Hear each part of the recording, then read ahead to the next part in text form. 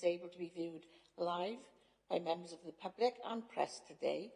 Therefore, may I welcome anyone that may be watching remotely. A recording of this meeting will be made available on the Council's YouTube channel after the meeting has concluded, should anyone else wish to view it. Just to confirm, as a Council, we welcome the use of the Welsh language within our public meetings, but I can confirm that I have not received any notification or request to use Welsh today. Therefore, the meeting will be conducted in English only.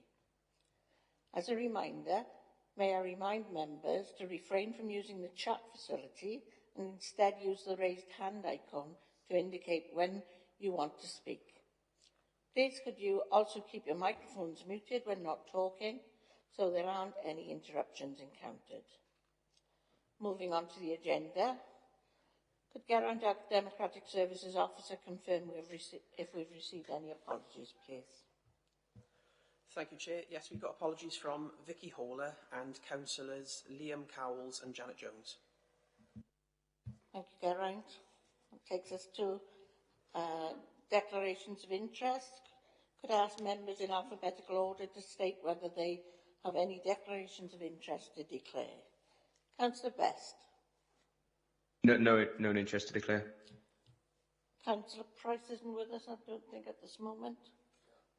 I'm next, I don't have any declarations. Councillor Thomas. Thank you, Chair. I'm a member of Nant Celyn governing body, and I'm also a member of Cwmbran High School IEB. Thank you, Councillor Thomas. Councillor Watkins. No declarations of interest. Thank you. Councillor Williams. I'm a chair on the governing body of Woodlands Primary School and Pontnewid Primary School. Thank you, members. That takes us to the minutes of the meeting held on the 23rd of November 2023. Just to remind members, these minutes relate to the report we received on the pupil attendance and persistent absence. Please could I ask members to confirm that the minutes are accurate account of the meeting, and if anyone is against or wishes to abstain, please can you confirm now? I'll take those as approved. Thank you very much. Takes us to agenda item 4, which is the action sheet. Please could members confirm if they have any questions as to whether they are happy with the action sheet. Similarly, if anyone is against or wishes to abstain, please can you confirm now?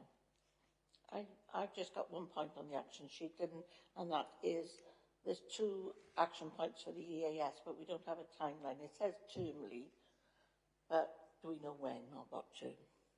The impact reports, wasn't it? Yeah, I think it's both the EAS question, actions, I think. Yeah, the capture reports and how they help the authorities, priorities, the first 2. Yeah. I think that was a commitment. Excuse me. I think that was a commitment. Was it last year? So yeah, I'll take that up with Andrew. Good morning, members. So in terms of the impact report, we've just received the impact report from the autumn term. So we're currently working through that. It has been produced, just to give you confidence we've received it. And we're looking at what next steps we need to take with particular schools, but as a whole across the authority. It's looked particularly at the quality of teaching and learning last term. We're repeating that theme again this term because we want to make sure we've got a clear picture across the board of where there are concerns in the quality of teaching and learning in specific schools. Okay. Thank you. Thank you, Andrew. So I confirm that those actions are happy to accept those. Thank you. It takes us to agenda item number 5, which is why we're all here this morning, the ALN strategy and the PIAP Eston recommendation 4.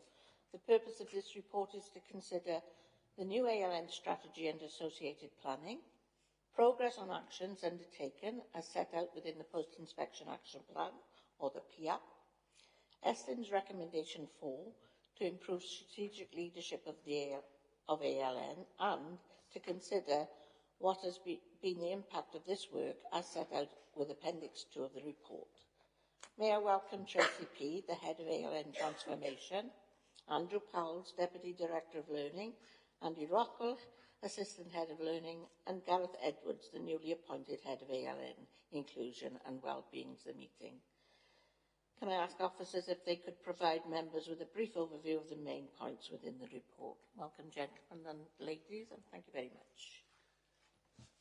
Okay, good morning, members. So, really welcome Gareth today. So, Gareth started yesterday, so this is day 2. It's a bit of a baptism of fire. We've said he's had the papers, so he has to answer all the questions.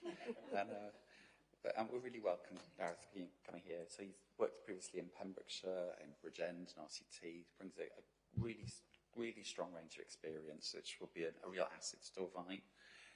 Tracy has been with us part-time since the summer, and we've extended Tracy's contract through to the end of July because we recognise there's a lot to do.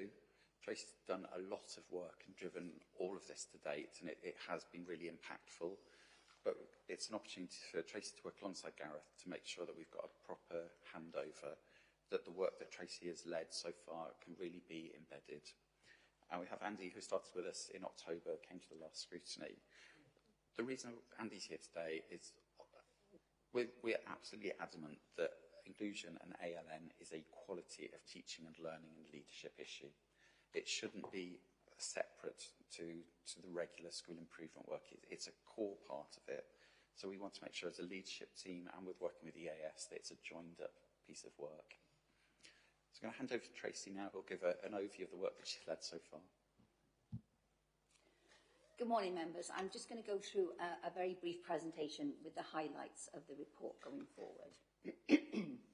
So, as the former ALN transformation lead, you would expect me to draw attention to the Welsh Government vision. So this is really important because the strategy is based on this. So we know where we need to go. Welsh Government have told us the direction of travel, so we need to make sure that our vision and our strategy reflect that. So none of this we would disagree with. Absolutely not. So we want that fully inclusive education system. Needs to be identified early, and that doesn't just mean early years. That means when a child hits a barrier to learning, that we step in and help support them as quickly as we can, and that all learners are supported to reach their potential. We do want our planning to be flexible and responsive, and I'll talk about IDPs a little bit later. We do need to upskill our professionals and keep upskilling them to make sure they can meet the needs of all of our ALN pupils.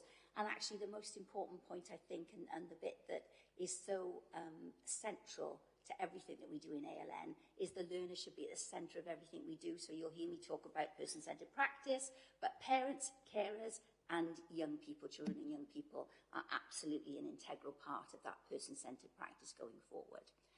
So that's the ALN vision and strategy, and you know I love a strap line, so we've come up with our strap line, which is right support, right time, best outcome. So that's really what we should be aiming for, and you'll see this strap line on our emails, and you'll see it in all our policies going forward.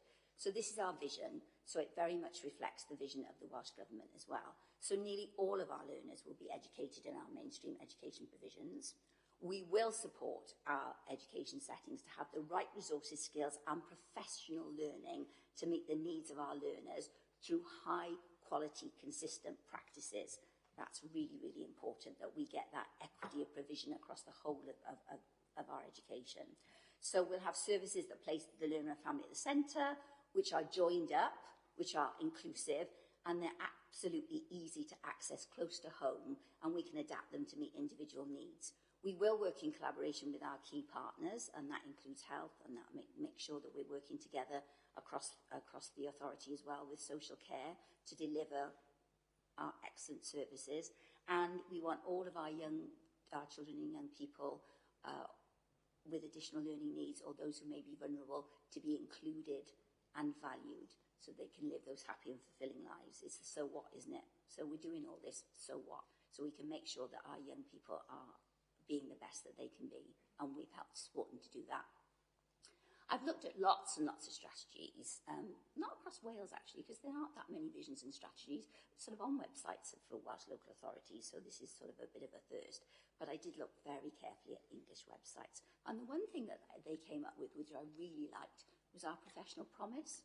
Because I think all of us need to sign up to this, and that's everybody in schools as well, so that's everybody across the whole council. And I don't think any of this is too difficult, but it is best practice if we can do it. So we will make sure that the views of the child and young person and family are at the centre of everything we do.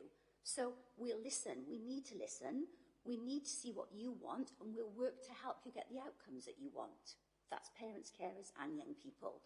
We will work towards having those positive solutions and outcomes. We'll be creative. We like to listen to new ideas. We're very solution focused, and we're very keen to make sure that we come up with the best solution for the best outcome. We want to be honest though about what can be achieved. We're going to have to be clear from the start, that some things under time, resources and the law might sort of make us step back a little bit, but we'll always be clear about why things are happening. We do aim to get it right first time, and we will continue to learn from our experience.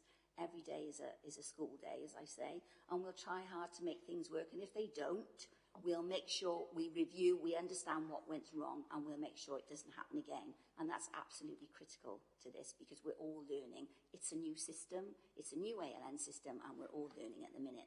And we will have the skills to do the job. So we'll make sure that all of our staff are trained up and everybody knows the most suitable person to help. So we've done this through co-construction. So this vision and strategy have gone through the Torfaen Education Leadership Team. Estin have had a look at it. It's gone through the Strategic Improvement Board. We now have an ALN Head Teachers Strategy Group, because one of the criticisms of the head teachers actually was that we had too many groups going on and there was too much happening, and nobody knew when the task and finish groups were finishing and what was their output, if you like. So now we've got one ALN Head Teacher Strategy Group, so everything goes with them. And you'll see on my slides further on that when things are in red, it's something that they've suggested. So, I've made sure that I've captured that. Torfaen Young People Forum, I absolutely want to go through this with young people. I want them to make sure that they're happy with our vision and strategy, and that I want them, and I've done a lot of work with them. You've seen the YouTube film, and they get ALN. They really do, because we've spent a long time working with them. We've had external consultants, we've had away days and wonderful residential weekends where we've talked through ALN as well, and they absolutely get it in a way actually that sometimes makes you sit and think, why didn't I think of that? Why didn't I put it like that? So that's a real learning experience as well. But I'd like them to take this and come up with something for our website for children and young people so they can see as well. Snap, we've worked with Snap. I've worked with Snap throughout the time I was the ALN Transformation Lead, and absolutely parents are working with us, parents and carers. So I'm going to go and present this to them. I'm going to take on board what they say. So what you see might be tweaked a little bit later on as well. We're going through scrutiny today, and this will go through the policy forum, and I said it'll be published on the website. But I think we probably need 3 versions, which is the one version, if you like, which is this version, but then I think something for parents, and then certainly something for children and young people. So these are the 5 headlines, which are all taken from the ALN Act and Code going forward. And you can now see these as buzzwords as we go forward. But all of these 5 headlines are our golden thread, and you'll see this golden thread that runs through our service plans. So we'll make sure that we're delivering on all of these 5 priorities. So easy, person-centred practice, absolutely. Provision, we've got to make sure that we've got the best provision that we can. Is our provision fit for purpose? What have we got to change? What have we got to sort of think about changing because of the cohort of pupils we've got coming through? So provision is really important. Enabling, which is around making sure that we've got that skilled workforce, collaborating with our key stakeholders and partners, and ultimately succeeding, getting it right and succeeding. So these are the sort of separate headlines, if you like. And we've got, if you like, the sort of the introduction. When we get this right, it looks like that's based on what best practice ALN looks like. So if we're aiming for best practice ALN, that's where we want to be. And yet it is, aspirational, but we have to be aspirational. We have to make sure that we're doing our very best to meet the needs of our young people that we have here. So the learner should be at the centre of everything we do. We have services which are joined up, inclusive, easy to access, close to home, and adapt to meet individuals' needs. So this is about making sure that our services are flexible, responsive, that we meet individual need, that we've got clear pathways to achieving goals for our young people, and they know who'll help them on this journey. We'll also have this sort of consistent, high-quality, person-centred decision-making, with an increased emphasis on achieving a unified plan. So the unified plan is the individual development plan, and the individual development plan is the key driver to make sure that our young people, we have those effective outcomes. How do we help them to achieve those effective outcomes and then celebrate their success? And obviously, learners and families are an integral part of all our processes and decisions, and learners' voice will be heard. And when we get it right with person-centred practice, it's absolutely essential to make sure that learners and families are a part of the planning. We're not doing something to them, we're constructing something with them in that collaborative journey going forward. So provision, we have to make sure we've got sufficient and appropriate provision. That's, under Chapter 7 of the Code, that's what we have to do, we're mandated to do that. We'll have to make sure that most of our young people are able to access the support they need in their local mainstream setting, and that certainly is a vision of the Code. We'll have to make sure we've got those clear and common standards, that we've got our alternative provision system, that again, we make sure that that's the best it can be. We've got shared principles and expectations, which we went through with head teachers a few years ago now, but that's very much about making sure everybody's signed up to delivering that inclusive education.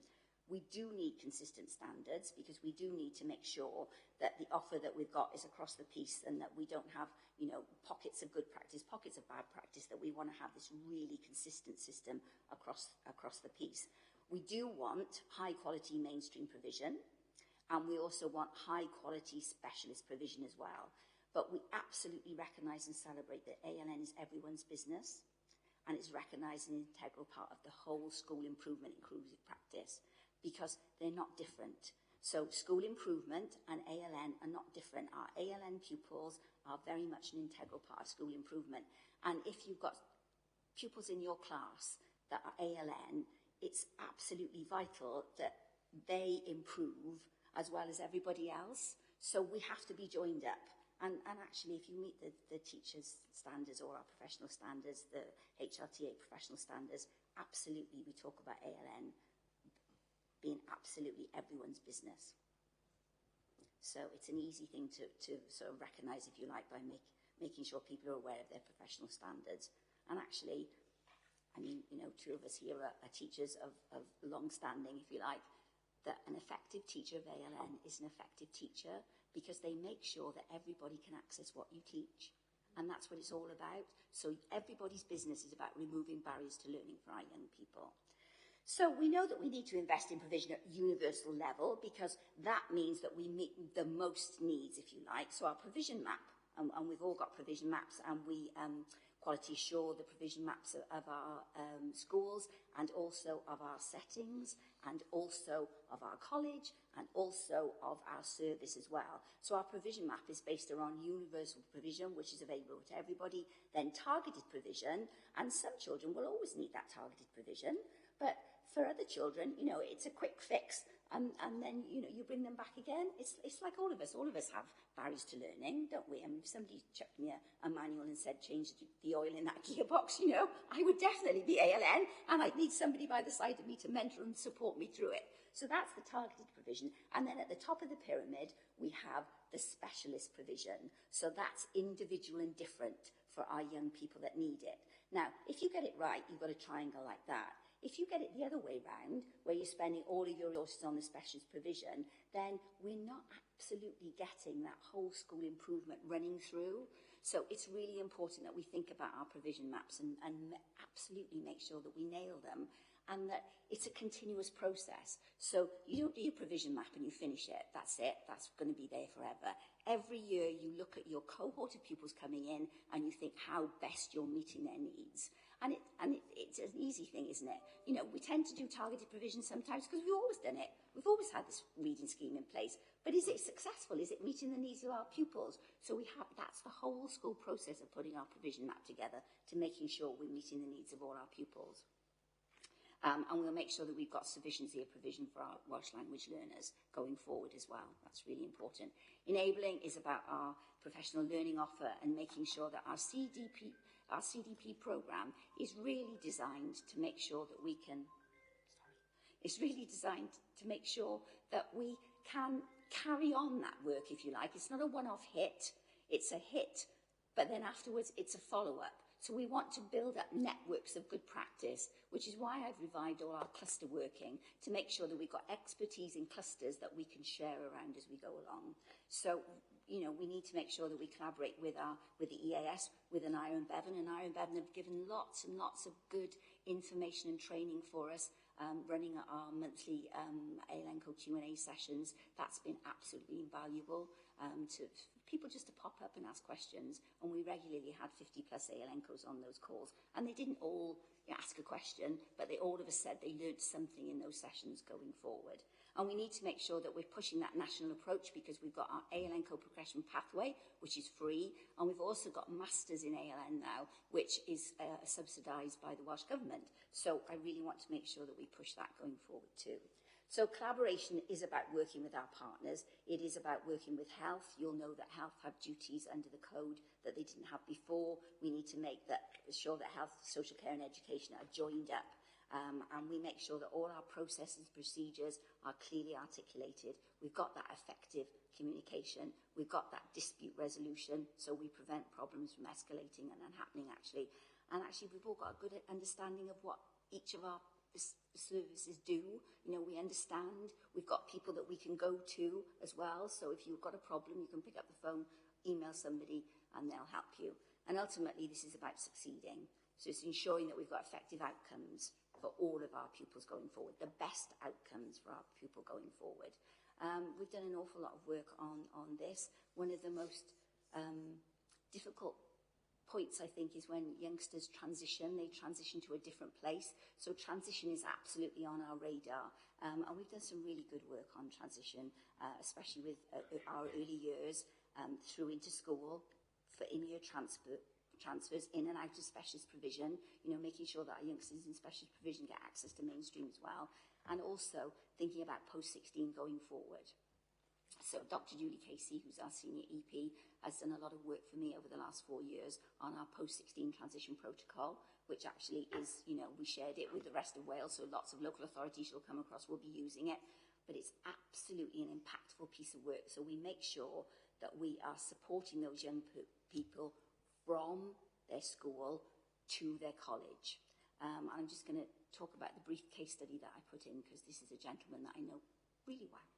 And he was a gentleman that started off in a primary school, was sort of managing through infant foundation phase, started to struggle in Key Stage 2, spent some time on a modified day, spent some time with outreach, spent some time in our assessment centre, and it was decided that he would be best served by having a place in our specialist school. So we went to our special school, and he's actually made huge progress, and I know because I pop back to see him from time to time. And he absolutely, the impact of him in a person-centred practice meeting is fantastic. So when we got together to talk about where next for him, he absolutely made clear that he didn't want to have his tertiary education in the special school, that he wanted to go to college. And he'd done his research on the college, and he knew which college he wanted to go to, which courses he wanted to access, and what he wanted to know was how we were going to support him. And actually, he didn't want to take any support from his special school. He wanted the support to come from college. So he is now having that enhanced transition of last term, this term, and next term before he goes to before he goes to college properly in September. He will know which classes he can do, and he will be happy going. He'll know the setup, he'll know the people, he'll know his support. So, you know, fingers crossed that all works out, because we all want it to be as successful as we can. So, as well as the strategy, then there's planning around year 1, 3 and 5. You know, we absolutely make sure that we have to nail our data, qualitative and quantitative, but it's what we do with it. It's the so what question. You can collect masses of data, but what does that tell you, and what are you going to do about it? So that's the bit that you know, we really got to work on as well. So what have we done so far? We've got consistent use of provision mapping. We know our LA provision map, our offer, if you like. Our dispute resolution processes are in place. Our provision, we're developing our strong specialist sector, so a really strong a specialist provision sector where we have network meetings, where we develop best practice and is best practice going forward. We know that we need to have entry and exit criteria for our special needs resource bases. We're very nearly there, but absolutely we've also got to have that person-centred hat on as well. So we've got to make sure that we're not just thinking about, you know, black and white entry and exit criteria. Where's the best fit for that young person in our specialist provision? We've thought about our Welsh medium support. We're working with our Welsh medium schools as well around resources for ALN. We have got our ALN Q&A framework, which is very much about making sure that we've got that consistent, inclusive practice across the piece. And there's a whole set of sort of measures that we use in there going forward. We've got our ALN co-forums, we've got IDPs, moderation, and I'll talk about that a little bit later. And we've got talking about our collaboration, making sure that we've got all our outreach reforms in place, that we've got single points of contact, and we've got strong monitoring and evaluation frameworks for our commission services for our youngsters going out. And actually, when we're succeeding removing barriers to learning, we've got a highly effective matrix that we spent 4 years putting together, which is our go-to tool, if you like, to help teachers, not ALN course teachers, think about, right, how do I remove these barriers to learning?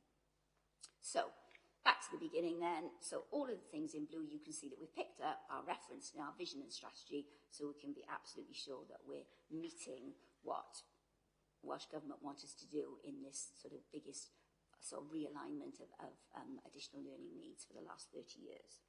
Thank you. Thank you, Tracy. Just one thing in your presentation, you missed off governors. Oh, yes. Because I know you did some work on Yeah, governors, and it yeah. might be a good thing to, when reference it. Taz is really focused, to have another presentation, because I know your consultation was part of Yes. the Taz meeting as well. So Yes, yes. thanks for that. Yeah. Any other comments from any of the officers? Just to confirm, the first meeting of the Turbine Association of Governors is next week. Oh, well. So absolutely, we will flag that up.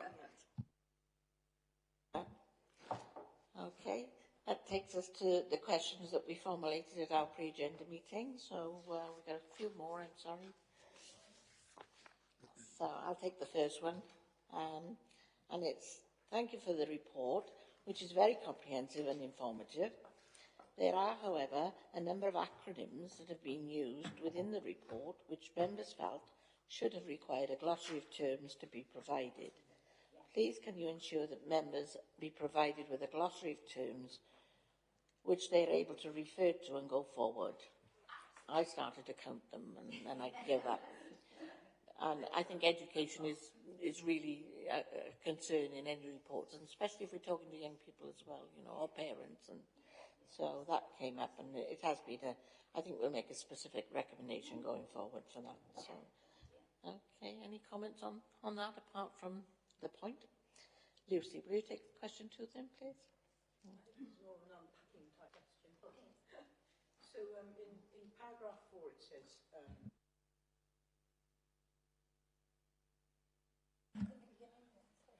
okay, I'll start again. So it says in paragraph 411 that the strategy and subsequent service planning will require use of data effectively to inform practice and ensure improvement. And this has also been identified by Estin within their last inspection. So how will you therefore ensure systematic analysis of key data which is carried out? Data which has been included within Appendix 3. What does this tell you with regard to gaps in provision, issues, or what needs to be improved upon?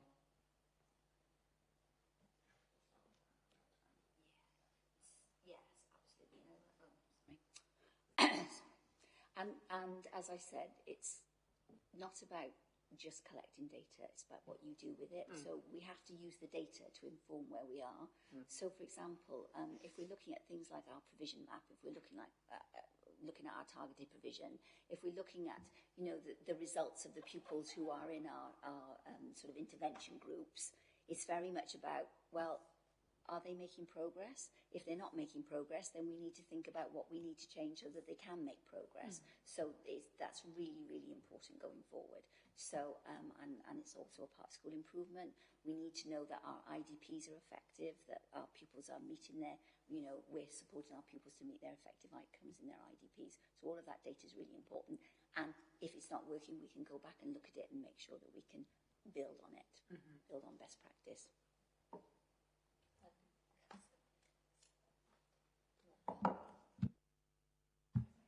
There you go. Well, good morning. Lovely to see you all again. So I'm going to build on what Tracy's just talked about there. So 2 bits of work really that we've done, one very recently and one that we started back in December. So we're looking at lots of different areas of school improvement in and around in the directorates at the minute. One of them being ALN, one of them being progress, one of them being standards. And we're looking for where things are working really well in schools and how we can share that across other schools within the local authority. So it's a really in-depth analysis. But the second bit of that work is obviously to look at where things need to be further developed and what are we actually going to do about it. That piece of work is emerging at the moment. It's highlighted already some really interesting spots across the authority where we've got some good examples of ALM practice and how that's impacting on progress and standards, and actually the link across and the read across looking at teaching and learning and leadership as well. And again, it's equally highlighted some cases where we need to do additional pieces of work. So that's a kind of, it's almost like a heat map really, looking for where things are working well and where things aren't working so well and what we can do about it. Second bit of work, and I think this is really quite exciting, we, as part of the information management system that we've got in Torvine, we use a tool called Capita One, you might be familiar with or heard about it. And that draws information in from lots and lots of different service areas. So we can draw information from social services, from health, from police. We put information into it around attendance, exclusions, and it will help us look at individual children and all of the interventions and processes that are happening for that child, not just in the world of ALN, but across many, many different service areas. Now, it's really exciting because it's got a lot of potential to help us as an authority understand the sort of chronology of each child in terms of what we've done to support those children, what we might need to consider doing next. I think at some point there's going to be an opportunity, I think, to bring that piece of work perhaps to a forum like this so that you can see it and you might be able to get a really good opportunity to ask some questions. So that piece of work's currently being more or further developed. There are going to be some sessions with wider leadership team as well around that. Is there anything to add? No, that's great. Thanks very much. Councillor Collett-Thomas, the next 2 questions, please.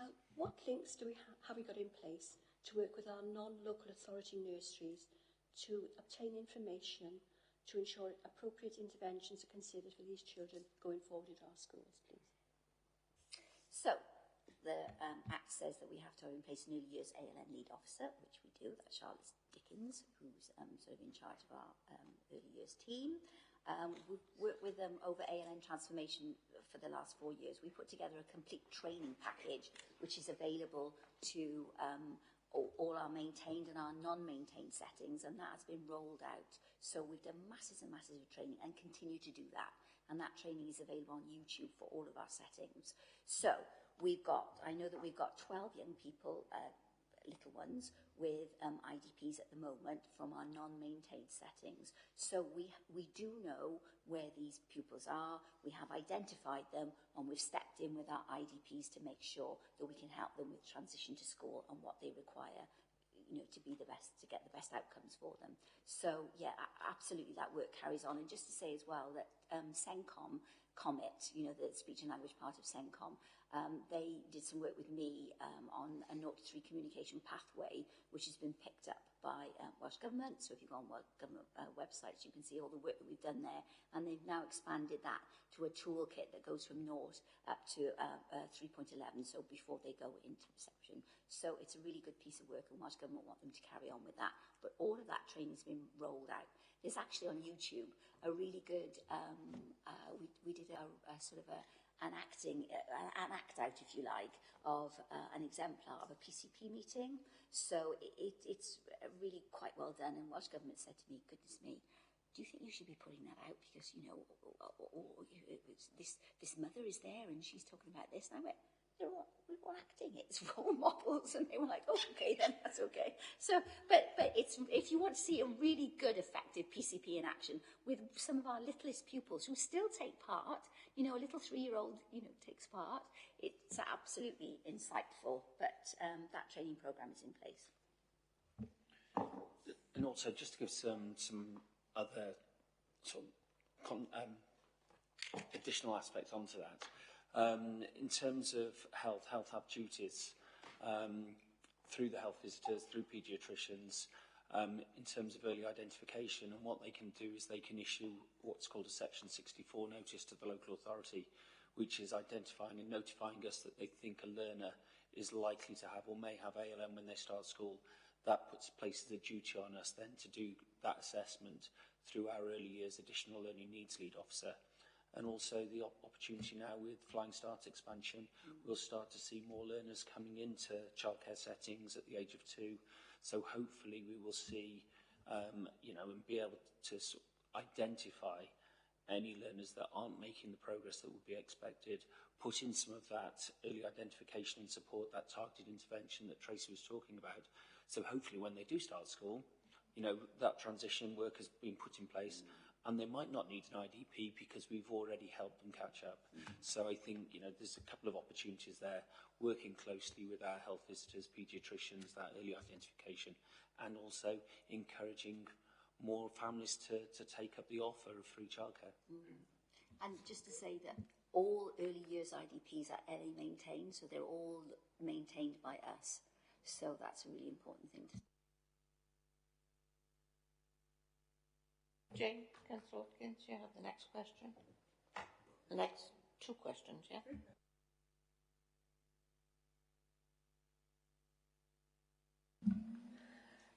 So following on from that, so going up to the other end of the scale then, to the young people, how do you ensure close collaborative working between schools and settings that enables them to share information about pupils with ALN, particularly as they're moving on post-16?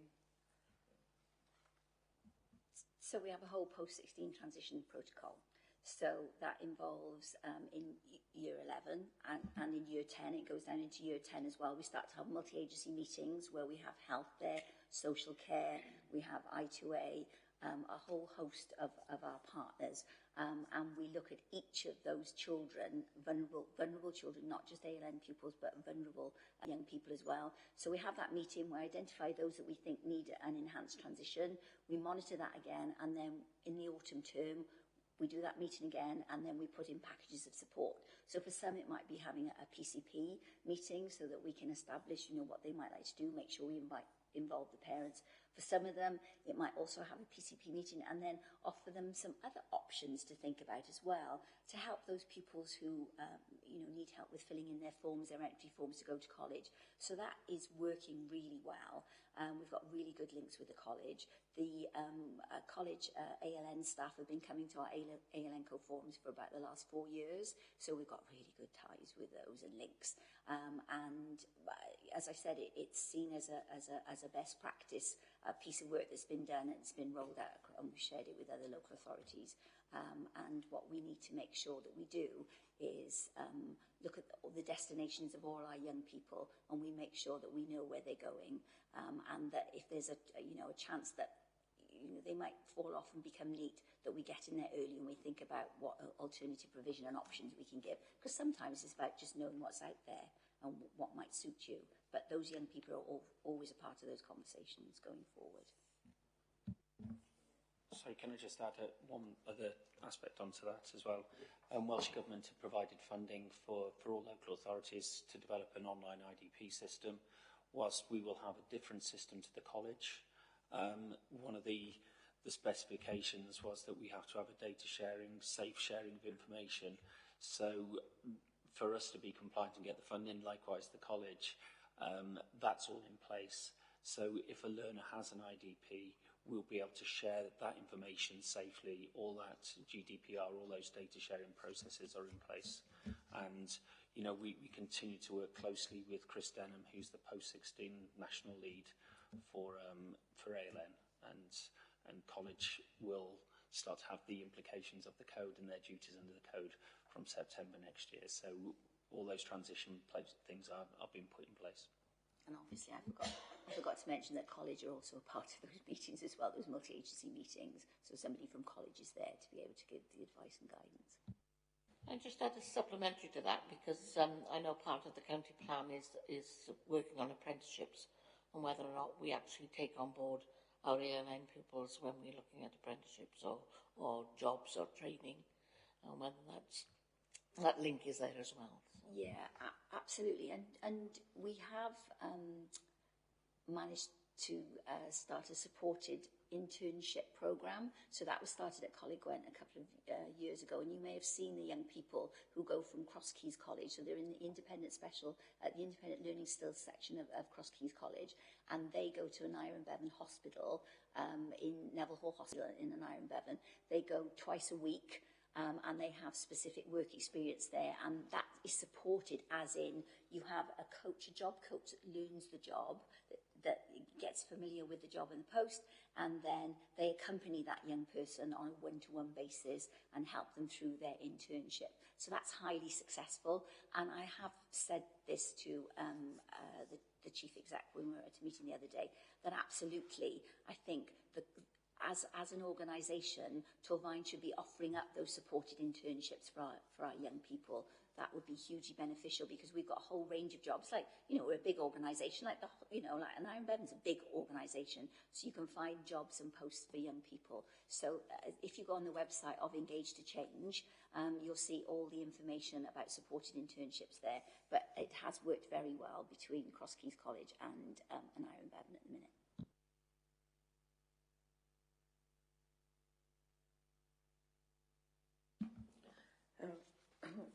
So I'm going to I think, put the two questions together because they're very close, really.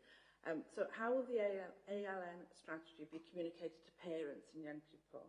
So will there be clear steps and processes set out for them once the child has been identified as having a particular need? We've seen good examples where local authorities have used like flow charts and things like that, which make it very easy to know what stage am I at, what can I expect next, what's going to happen. So would that be something that you would consider? But then also, how are we engaging with the parents, carers and children who already have statements or IEPs and transitioning them over? So, when we started off with the code, I went through the code for all of our schools across the region and for all of our local authorities as well. And I wrote a document called a processes document. So within that document, there are flow charts. So it's easy to see. It's very straightforward. And I did the same when we went to implementation. So you can exactly see, schools can see what the steps are that they have to take, to make sure that we're starting off with their duty to decide and then, thinking about their statutory timescales as well. So I know that they're used because I was talking about it with an ALN co the other day, and she said, come and see this. And I walked into her office and she's got them all laminated on the wall. And she said, I follow them religiously, which is great because I want them to be used. So along with those two sets of documents that I put out for them, there are all sorts of leaflets there as well. So there are massive amounts of information in those leaflets for parents and carers and young people. So all of those are there and they're all available, and I know that schools use them. They photocopy them and they give them out for parents as well. I think going forward, we'll have to make sure, as I say, that it's accessible on the website. When we're doing moving a young person from a statement to an IDP, we sort of undergo what I've called a transfer review. So essentially, when you have your annual review of your statement, that then becomes your IDP meeting, and then that's when we move you on to the IDP.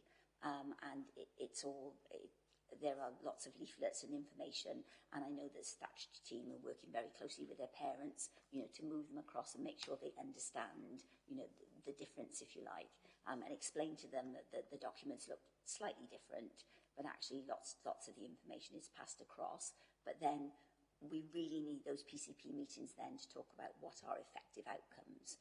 And those effective outcomes have to impact on teaching and learning. So when I was talking about that planning to be flexible and responsive, that's why the IDP needs to be that working document.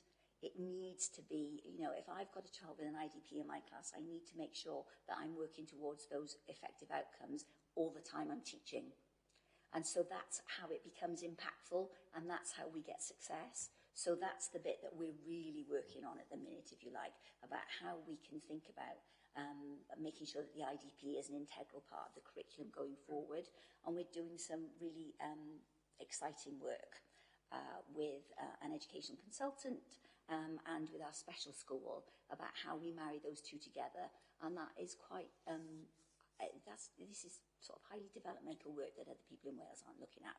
So I'm sure that we're going to, and Gareth saw it the other day, and I'm sure that we'll have a really good product which will train up all of our schools.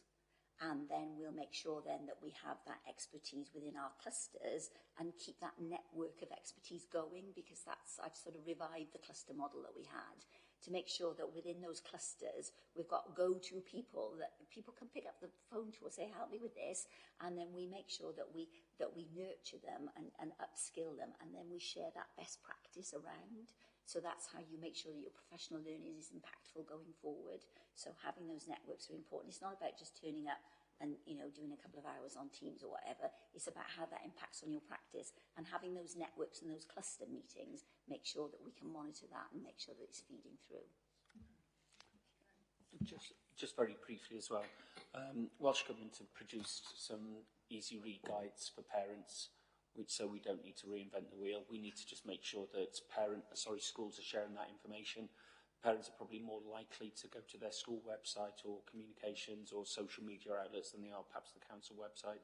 So we need to make sure that we do that. You know, I've already talked about there's lots of acronyms. It does simplify that with an easy read guide. And just in terms of the implementation guidance, Welsh Government has given us clear guidance in terms of the transfer of statements to IDPs. So this year in primary, we'll be focusing on reception in year 6, and in secondary, year 10 and 11.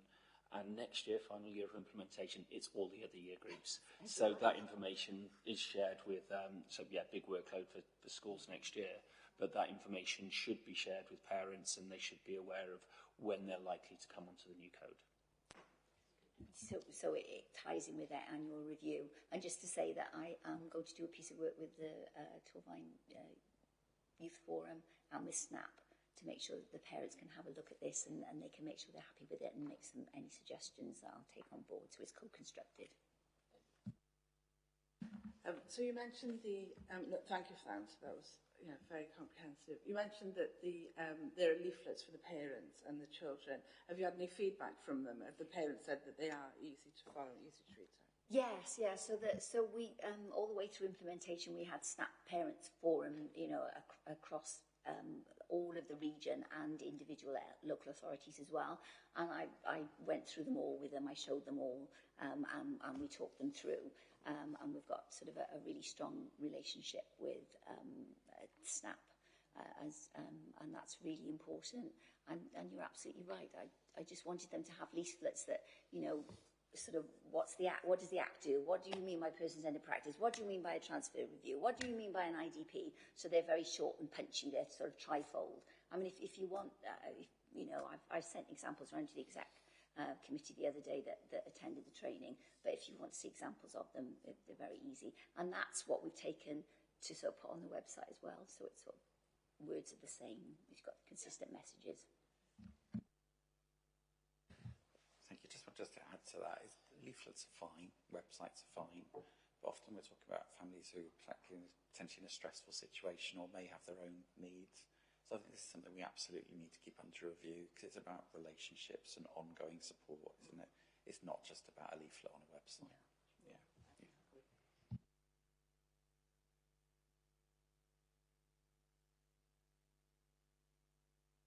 Thank you, Chair. Members are particularly concerned over the financial impact the new requirements may have on schools. How do you feel this will impact upon them? I'll give you the Welsh Government line, is that all these reforms are cost neutral.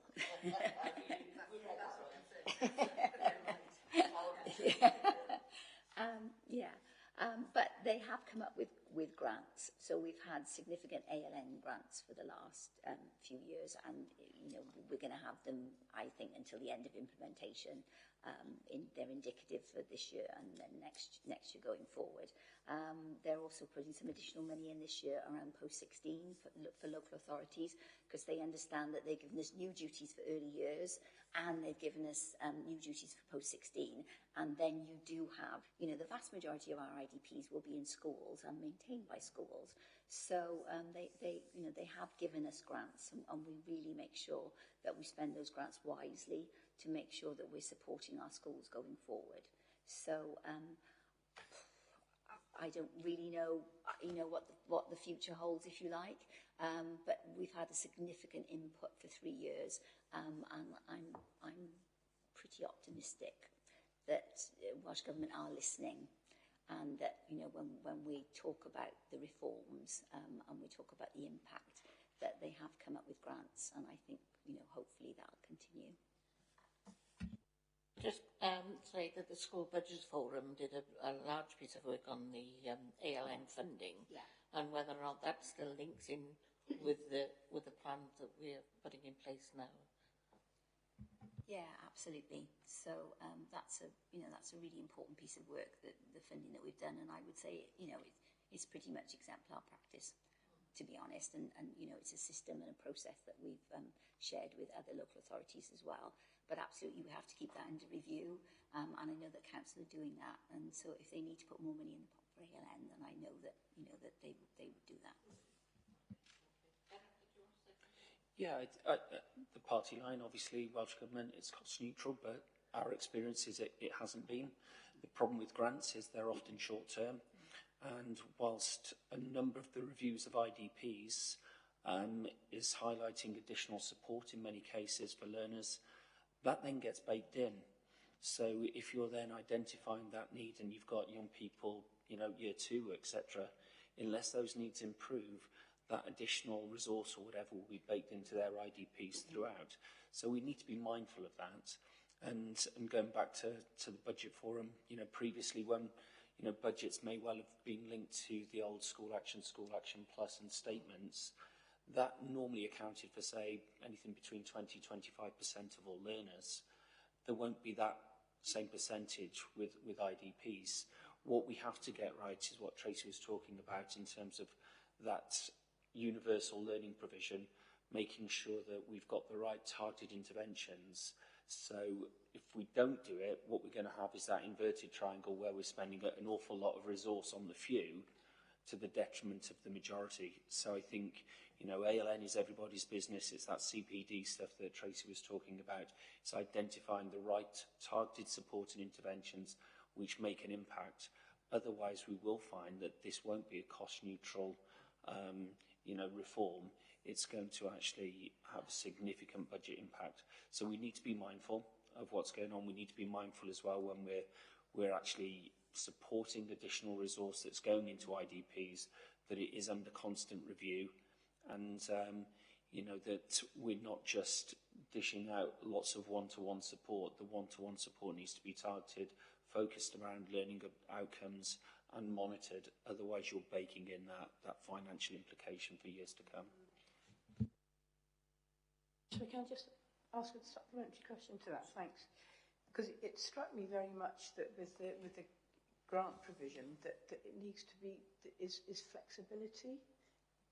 So just trying, because you were talking about targeted support and specialist support, but also keeping learners within the classroom setting. So are you looking at flexibility? Who makes the decisions about what's targeted, what's specialist, how long it carries on for? Because as you said, a lot of grant provision is short term. So I guess the key word I'm trying to understand is flexibility and how you target and make best use of those resources. When we put together, devolving the ALM funding to schools, it was because we felt that they were the best people to know how to spend that money, and it gives them that autonomy to be able to spend that money in the way that they see fit. And then what we have to do as far as provision maps are concerned, because your provision map will obviously have a cost attached to that when you're running intervention groups and specialist provision, etc., then it's about how you look at your cohort of pupils every year and how you jig that provision map around to best meet need. So, and that's a whole school process. That's not an ALNCO doing it on their own, a head teacher doing it. That's everybody having a part in that. So having that whole school process, a whole school improvement basically is what you're talking about. So for example, if you had a cohort of children coming in and you felt that they had speech and language difficulties, as we've had as a result of the pandemic, haven't we, that actually you might have to think, well, I'm going to have to stop doing that and I'm going to have to do this instead. And having the money themselves gives them the autonomy to be able to do that. So that's hugely important going forward. So I think, it took us a long time to get there with the ALN funding formula, but it was worth every minute we spent, because it's very much sort of, if you like, helps us to understand that for the most part our schools are meeting needs with the resources that they've got, but then the grants give us that additional sort of input, if you like, to be able to do things like, fund cluster work, fund really good professional learning offer. So all of those things that we can give for having our ALNCOs, have some time that they can take out to go training, or they can take out to come to cluster meetings. All of that's really important going forward. So if you like, that's the sort of the additional impetus that helps us to think about how we meet the needs of our ALN learners.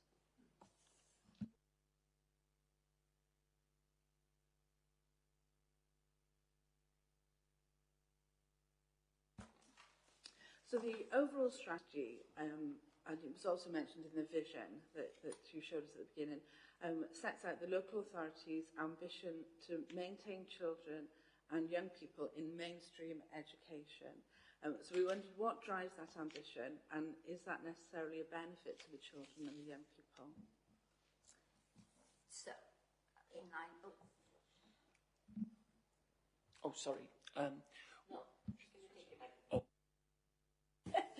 You confused me then. So, it does say in the code and in the Act, and it's sort of, if you like, summed up in the vision, is nearly all of our learners will be in mainstream provision. That's why I was saying we're going to have far more IDPs that are school-maintained IDPs than LA-maintained IDPs.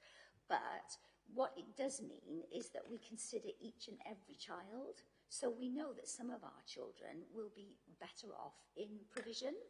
So we need to make sure that that specialist provision, as I said, every school reviews their provision map. We as Torvine have to review our provision map every year.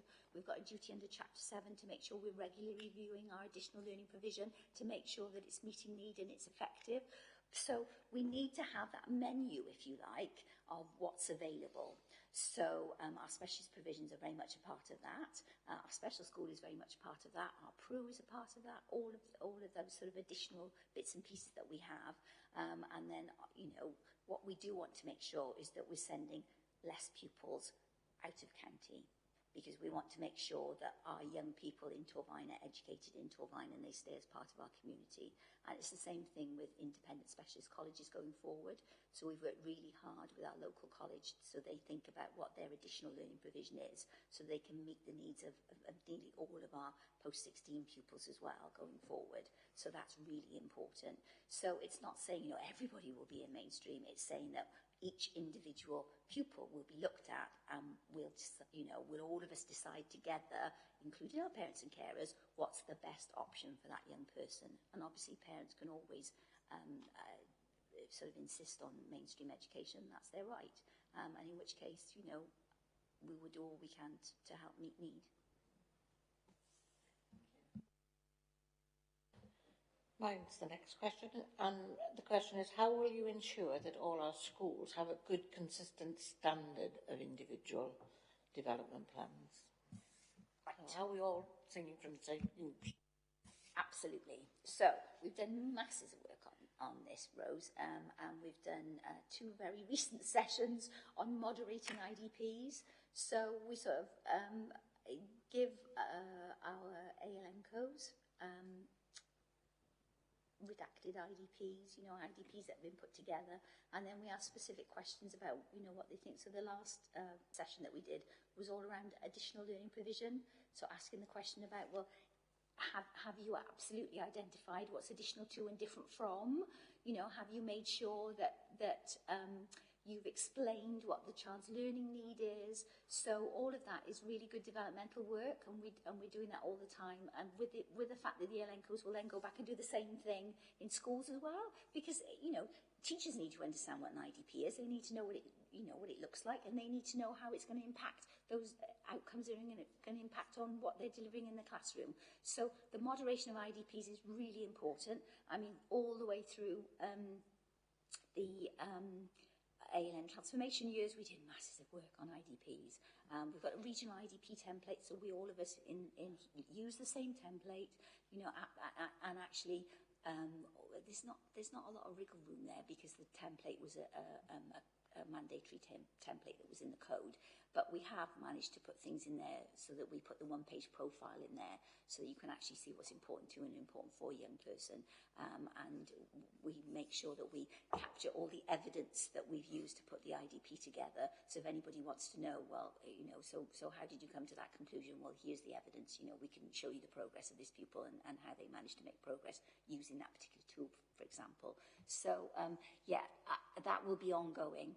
That will be ongoing all the way through. So we do need to moderate our IDPs with our health colleagues to make sure that their health information is as helpful and supportive as it can be. We would need to do the same with our young people who are looked after. So looking at their PEP and their IDP that sort of come together, we need to look at that. Early years we moderate, and our early years ALN lead officer comes to our ALNCO forum as well. And we also need to look at the others bit with colleges going forward too. So that whole moderation gives us that consistent practice, because all the time we're exemplifying and modelling best practice. So this is an area for development with local authority and EAS together. Because we're saying we want nearly all of our learners in mainstream, so therefore the school improvement partners need to have a role in this, in looking at the quality of teaching and learning for all learners, looking at the progress of those individual the learners, looking at the books, the progress that they're making, the planning that goes behind that. So we had a meeting yesterday with our principal school improvement partners to start to develop how are we going to do that. Historically, that's been something that's been done primarily by the local authority, but that has to be a role for the regional consortia as well.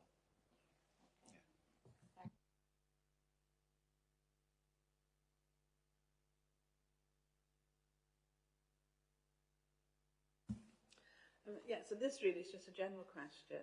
On page 51 of the report pack, under categories of ALN for pupils attending Torfaen schools, there's two categories at the bottom, vision impairment and visual impairment. So I wondered what the difference in those was. So there is no difference. It's absolutely what people, the terms people prefer. So in education, we prefer vision impairment, because if you're visually impaired, it might not be anything to do with my vision. It might be you have a visual impairment, so you might have a scar or something that sort of visually impacts on you, if you like. So that's the difference. So in education, we prefer vision impairment, and if you're visually impaired or vision impaired, it means that you have an impairment that can't be put right. You know, it can be ameliorated by things like glasses, but it can't be completely, put right, if you like. So our colleagues in health prefer visual impairment. So we're all trying to get to the same place where we talk about visual impairment. So, and some people, they self-identify their categories of ALN. So some of them would say, I'd rather be vision impaired than visually impaired. So it's a choice thing at the minute, but I think eventually we'll sort of all come up with one common term.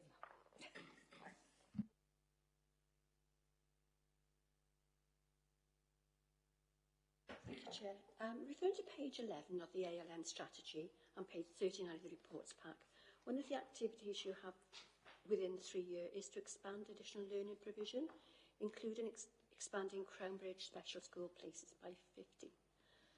Looking at the figures there of the stats, we have 151 children with severe physical and medical difficulties and other children there with profound learning difficulties. I'm just wondering whether we've got that right, and is 50 places going to be enough going forward? That would be something that we'll have to review. So we'll have to make sure, so as I said in chapter 7 of the code, we'll have to look at our additional learning provision across the whole piece, mainstream as well as our specialist provisions. So we have expanded our specialist provision over time with our bases, because I was a part of that quite a long time ago, when we looked at that and we put additional places in. I think we're probably up to about 0.8, 0.9% of our total school population is our specialist provisions. So I would say that we hit nearly all of our young people being in mainstream education. So what I would say is that we would put the 50 places in place, if you like, but then we would constantly have to have that under review as well.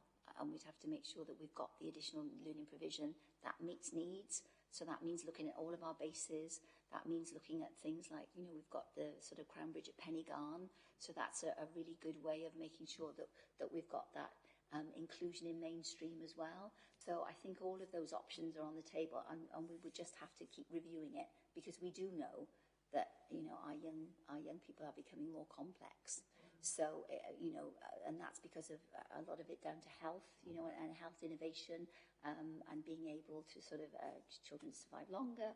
So I think that's sort of moved the whole continuum, if you like, so that we've got more severe and complex in special school, and then we've got more complex in our provision as well. So we always have to keep that under review and see where we are.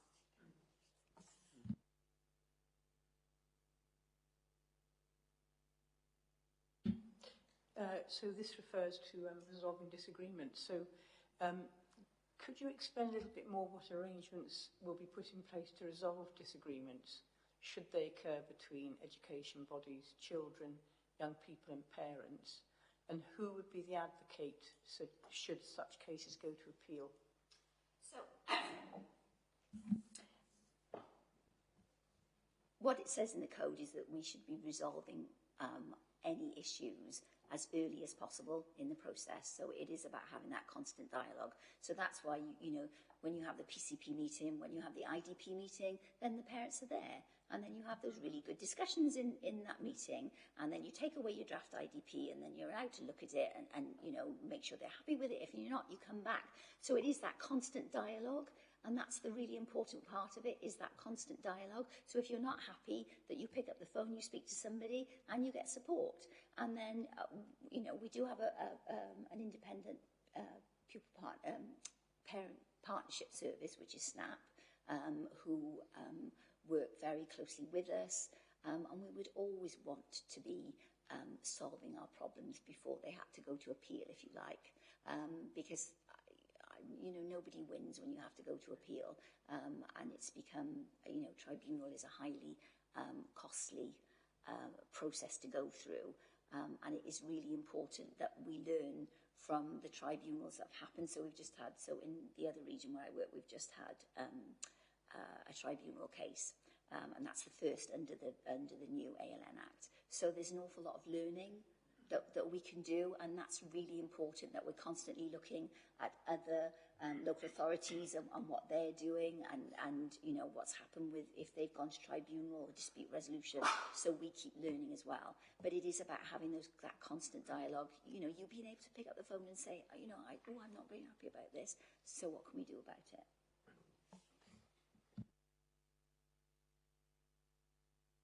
Yes, I have the next question. This actually refers slightly back to the financial situation, in fact.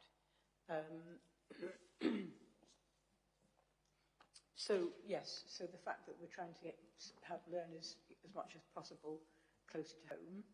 So what's the impact on school budgets of this, and on budgets and resources, and how will they be supported in relation to learners being close to home? So it's a costly. It is a costly process having children out of county, and we wouldn't want to have our young people out of county. We'd like them to be part of their community. Yeah. That's really important. I remember that I was talking to a mother, and her daughter was blind, and she had gone from a mainstream school here to an independent specialist college, and at that independent specialist college, she had learnt how to use public transport and how to get herself around the area that she was in, and how to use a stick properly, etc., etc. And then the mum said to me, which is all very well, but then when she came back home, she couldn't find a way around, Cumbrian Town Centre, because all of the training had been done sort of out of context. And that's really important, being a part of the community, isn't it? Because you have friends, and then you don't have friends, and you have a set of peers that come from lots of disparate places. So you may have a community in that special school, but outside that you don't. So I think that it's incumbent upon us to make sure that we are thinking about our out-of-county placements, that we know that our out-of-county placements offer, the best outcomes for our young people and value for money, but that we try to limit that as much as we possibly can. And we have tried, and we always try to bring young people home as soon as we can, bring them back to Torvine and a placement in Torvine as soon as we can. And we've had some really, really good successes over the years around bringing young people back and helping them to become part of their community again.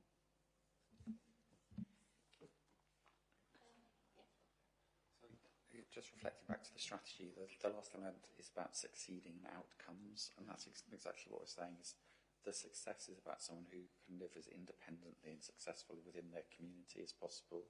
So it's not purely a financial drive by any means. It's about what's the best outcome for that learner. Yeah. Can I just add as well? These kind of initiatives tend to be sort of, spend to save almost initiatives, that what you're trying to do is you're trying to reinvest the money that otherwise you're spending out of county to bring young people back. I think to do it you need to work closely with social services. A lot of the placements may well be that there's a residential element to them as well, because you're talking either about children looked after or, well, the very nature of their parents, even on a voluntary basis, not being able to care for their children and not having the provision in county for that kind of support. So I think it's that collaboration with our colleagues in social care that we need to look at, and possibly even closer regional collaboration, that we're close enough here, bordering with a number of local authorities, to look at some regional partnerships to develop some of that kind of work, so we can possibly support needs in school. Is often the residential element that we can't provide and support, and inadvertently then we're sending young people out of county who always then come home because this is their community. So I think it's kind of that spend to save initiative, but reinvesting the money that we're planning in out of county, and often the outcomes aren't always brilliant. So I think that's the way forward, and that should be the driver. Sorry, can I just sort of ask a sort of a supplementary question to that, which I think is really, really interesting. So, out of county placements, I think I'm asking the question, they're more to do with complex family situations, or are they more to do with complex family situations which make the child vulnerable, or particular additional learning needs for the child? Because it's tricky to, they're very interconnected, aren't they? My experience in day two, so I don't know the data within Torvine, but yeah, thank you. I mean, my experience generally is that a lot of those out-of-county placements tend to be children looked after, and because of the belongings regulations, we're paying an education element. There will be a number where you've got low incidence ALN, perhaps visually impaired, hearing impaired, where you might not have a specific unit, where a young person might need British Sign Language, and for socialisation reasons you can't provide it. That those kinds of things might lead to young people having to go out of county. So a lot of it does tend to be linked within that home element of it. And I think there's a great opportunity at the moment to look at that collaboration with social care. Welsh Government, I think, because of where I've come from, what we've been doing, and I had close links with social services, that they've got grants available to take the profit out of care.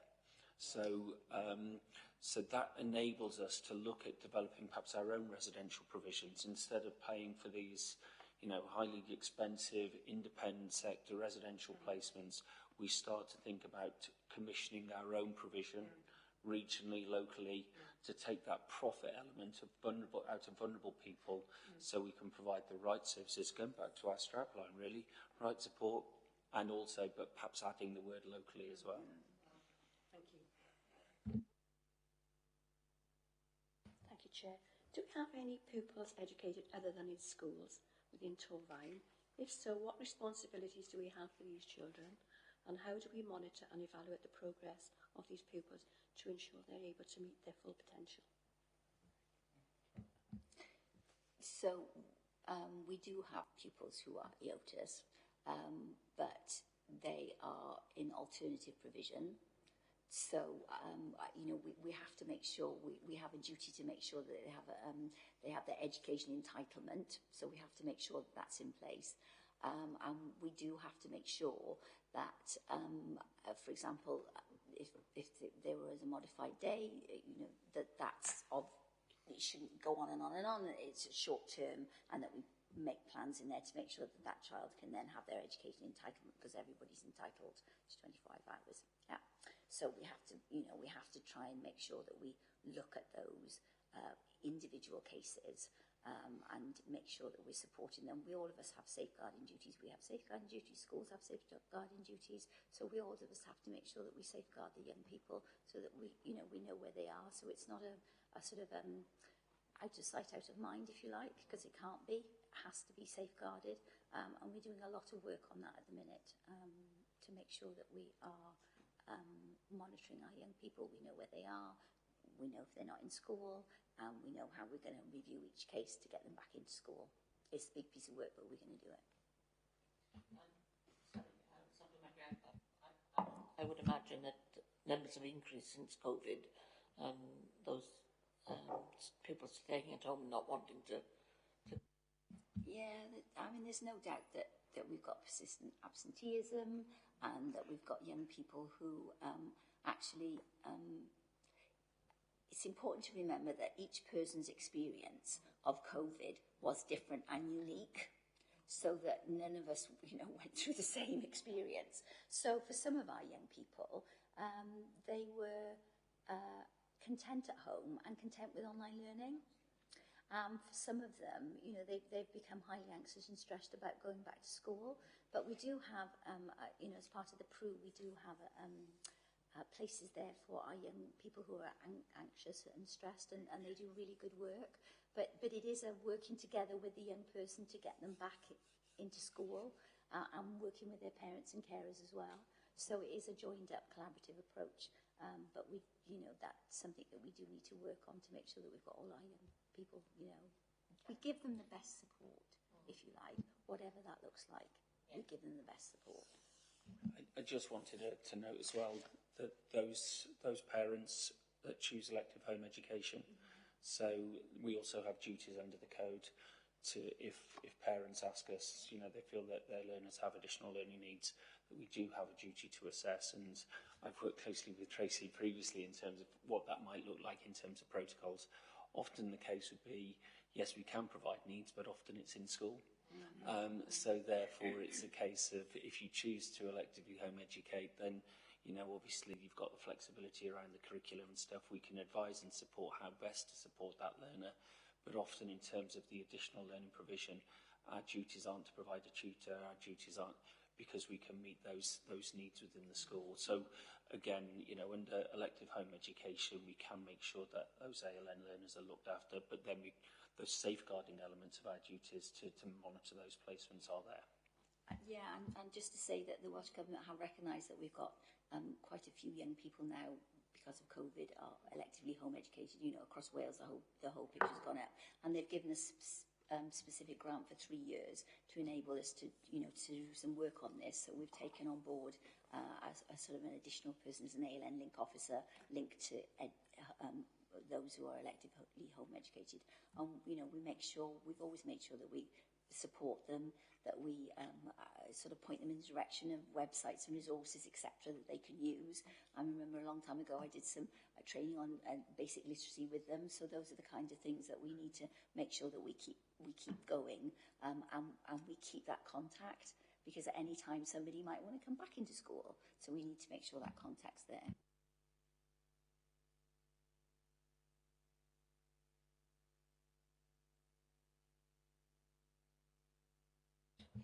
How do we find out what the barriers are preventing them from? So how do we go about knowing what the concern is?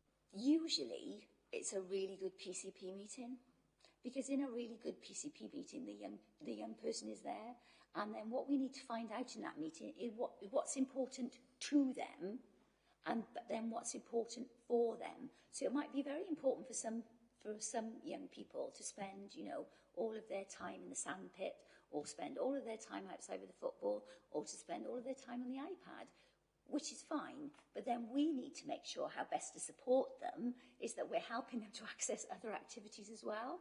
So both of those, that's an integral part of the PCP process. And then the PCP process will then give us those clear objectives for that young person going forward. So if you haven't been to a PCP meeting, I would, sort of, I don't want people to sort of gate crash, but ask if you could, because if you see them in action, you will understand what that really means and how powerful they are. Yeah, watch the video. Yeah, absolutely. But really, it's always about the young person and asking them what's important to you, what's important for you. Because actually, sometimes when you think what's important, I remember doing it with a young lady, and what was important to her was that she could go out to the cinema, and that she could have a trip to the cinema. What was important for her was that we gave her the vocabulary she needed to be able to buy a ticket, or to be able to buy popcorn, or to be able to buy her drink. So that was something that was absolutely would make her more independent and would help build on her best outcomes, if you like, and progress. Just quickly as well, the great work of opportunity of regional collaboration is you're able to pinch other people's work. Now,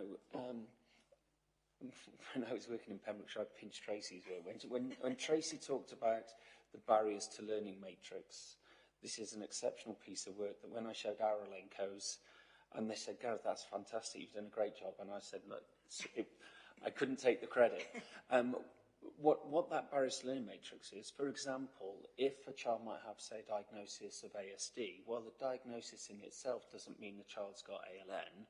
What it does do is it gives a guide then for the teacher to say, well, what if you've got a diagnosis of autistic spectrum disorder, what might be the impact to their learning? What will they find challenging?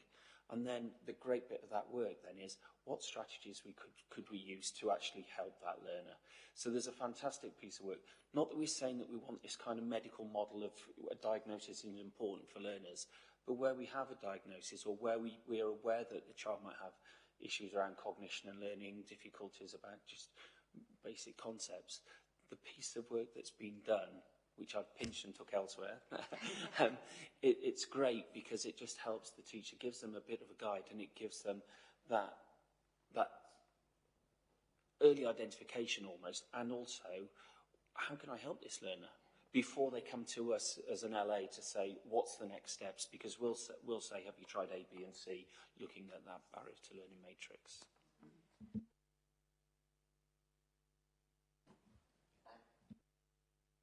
Thank you, Chair.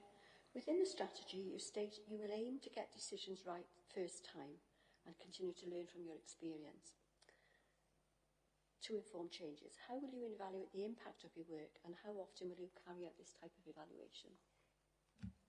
I really think, doing my research, and especially looking at England, what I really liked about many of the sort of English SEN services that they have, the SEN services that they have, is that lots of them do a you said, we did report.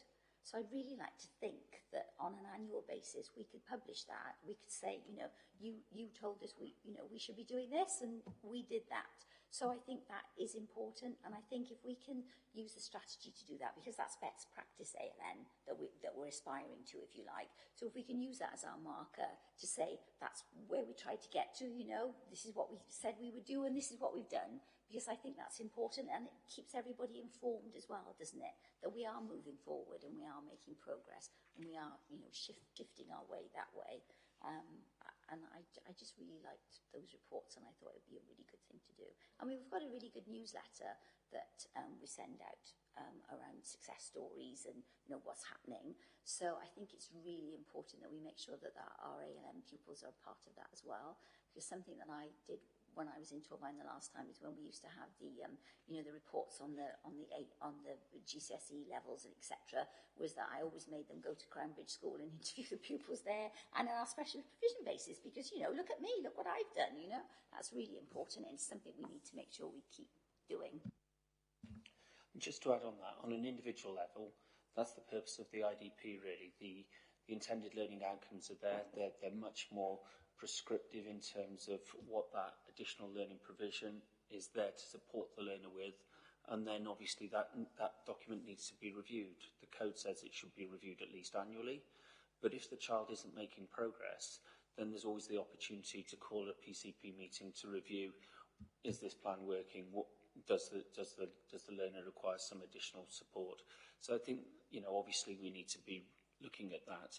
Also for those learners where they don't have an IDP, where we're assessing that they might not have additional learning provision, which is at the top of that tier we talked about, but they're having those targeted interventions. It's also important if when we're assessing a learner who's been on the SEN code at, say, School Action Plus, we might issue what's called a no IDP notice. This is quite challenging for parents when a child, you know, a learner's had needs 1 minute and they walk out the PCP with a no IDP notice.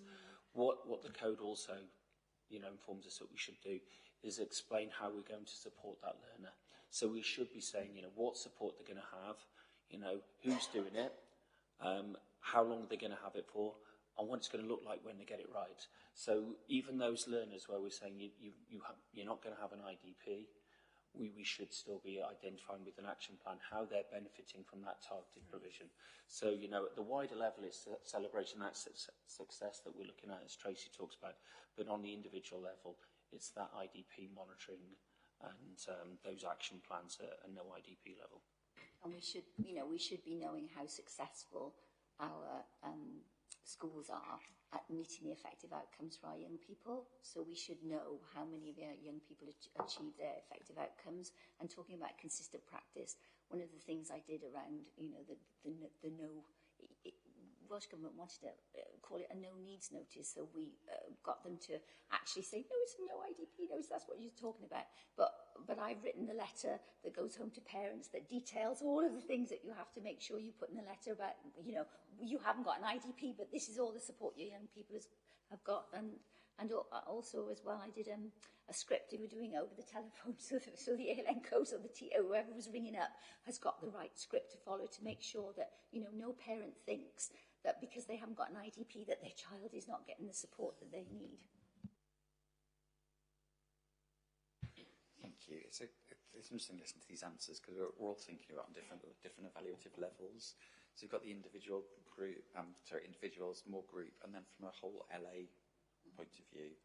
So we've started to develop a half-termly heat map, the thing that Andy was describing. So there are some proxy measures, like rates of attendance, exclusion, persistent absenteeism in particular schools, the rates of exclusion, whether they're fixed term, whether it's up to 5 days, more than 5 days, permanent exclusions. These are all indicators of whether the provision within an individual school is appropriate, and that's for all learners. The reviews that ES are doing each term on the quality of teaching and learning or other aspects, all of these are informing our evaluation of is the provision right for all learners. So it's operating on lots of different levels rather than there just being one formal review point at the year. I think you answered this question, but I'll ask it. If you've answered it, just say you've answered it. Sorry, Rose, are you moving on? Oh, yes. Yeah. Sorry, you've got a separate. Yeah, so I just wanted to clarify what you were saying there. So the children that move are from having the IDP, so they're now non-IDP children. Is it called an action plan? Is that the formal, or is there a formal word, a formal process for what they then do have, and a sort of a continuity so all schools write those up the same way? We have sort of a what we thought about actually was that when we had the no IDP, one thing that parents said to us, because we weren't having individual education plans that we used to have, that we used to review every term with the parents, they weren't getting that. And so teachers as well said, well, you know, how am I going to report on this? So what we thought would be a good idea, and there are lots of good example up on a hub around this, is that we've got one-page profiles, but with targets. So we've got a group of young people who've got one-page profiles with targets, and then we've got a group of young people then who have just got one-page profiles, because you need to know that if I'm in your class and I'm hearing impaired, all of the things, you know, the important to me, how best to support me, you need all of that written out as well. So if I'm a supply teacher, for example, I can look at the one-page profiles and I can think, right, okay, I need to know that you're in front of me, I need to check your understanding, I need to make sure that I'm speaking, you know, to you, that you're sat at the front, all of those things that help to make a child think, oh, you know, this person gets where I am and I'm trying to remove the barriers to learning. So that's really important going forward. But we would, you know, every child will have targets anyway, but I suppose for if you like, you know, teachers just wanted to make sure they were reporting on a regular basis and they had that dialogue with parents. And actually the wonderful thing about the Removing Barriers to Learning matrix as well is that you can print it out. So you can actually share with the parents where, you know, the young person has said that barriers to learning are and what you're doing about it and what resources you're using, because they can then often access those resources because they're on websites, so they can do the same things at home. So it's joined up. Yeah, just to add that we had this very similar debate in Pembrokeshire. We said, oh, should we call it a one-page profile plus? Yeah. And we didn't, because that didn't exist in the code, but effectively that's what it was. It was a one-page profile, but with an action plan. Yeah. My next two questions are probably linked, and you may have answered some of them, but I'll repeat. An important element for any strategy is to get all stakeholders and partners involved. How will you ensure our stakeholders and partners are working with us effectively towards our professional promise, and will help to support us and deliver on our strategy and vision? So you can see that I've got a co-construction timetable there, and these are the people I've already talked it through with, and the people that go and consult as well, and everything that they're saying that, you know, I put in, you know, taken on board. The next question is, within the strategy, you set out how you will measure success within years 1, 3 and 5. Why has no targets been defined, and is it something that you will consider amending, and as it will be difficult to judge progress going forward? It would have been a huge document if I'd done the detailed plan. So those are sort of where we aim to be in year 1, 3 and 5, and all that is articulated in our service plans going forward. So those are the more detailed plans, and our detailed plans reference the strategy, they reference the PIAP. So.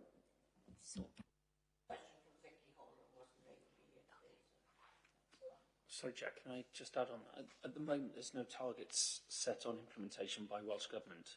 So they haven't, you know, they give clear timelines when an IDP should be completed for schools and for local authorities. So it's 35 school days, 7 weeks for schools and 12 weeks for the local authority. But they haven't asked yet for that for those performance indicators. I'm sure they will, you know, probably at the end of implementation. I think they're very wary how much workload they're placing on schools at the moment. So I think we're also probably aware in local authorities the workload on schools. So the code's quite clear what should happen. I think, you know, these are at the moment local targets. I'm sure they will become national indicators moving forward, and then we'd have clear targets in terms of our expectations on delivery.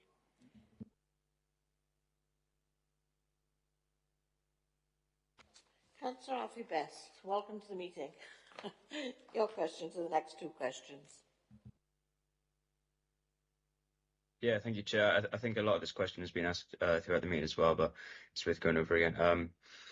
My question is, this strategy is an umbrella strategy for all additional learning needs. And on page 51 of the reports back, it outlines quite a lot of different and unique additional learning needs. Do you think this this plan is flexible enough to deal with and provide support to all of the categories of additional learning needs? Thank you. Yes, because we have to think about it's what you see on the data sheet is just how we capture categories of need, if you like, and that's for Welsh Government. So Welsh Government asked us to do that, but actually it's really it's not the most useful table, if you like, because you may be somebody with ASD and you may have a hearing impairment, you may have a vision impairment. So it's important, I remember a head teacher saying to me one day, Tracy, when a child walks through looking like a box, I'll tick a box, so, which I took on board. So I think it's really important to think that we have to meet need, and we have to meet that individual need, and the best way to do that is through person-centred practice. So there we know then what's important to you.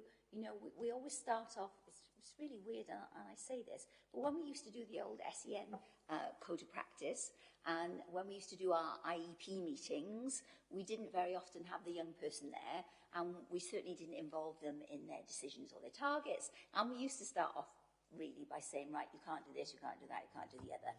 Completely twist it around in person-centred practice. So what we start off with is, boy, look what you can do now. Look what your progress is. We're so happy, we're so pleased with you, and we celebrate what the young person does. And any young person, however complex, can spend some time in that meeting. So that's really important. So that's how, this isn't a strategy that fits in a box. This is a strategy that whatever your uniqueness is, that we'll make sure that we give you the right support at the right time and we get you the best outcome. Thank you. Okay. Yeah. Next question. That was good. Yeah, thanks for the answer as well. My question is on to the next 5 quite well. Have we received any feedback from Iestyn on the strategy? And can you let us know if you have, what feedback?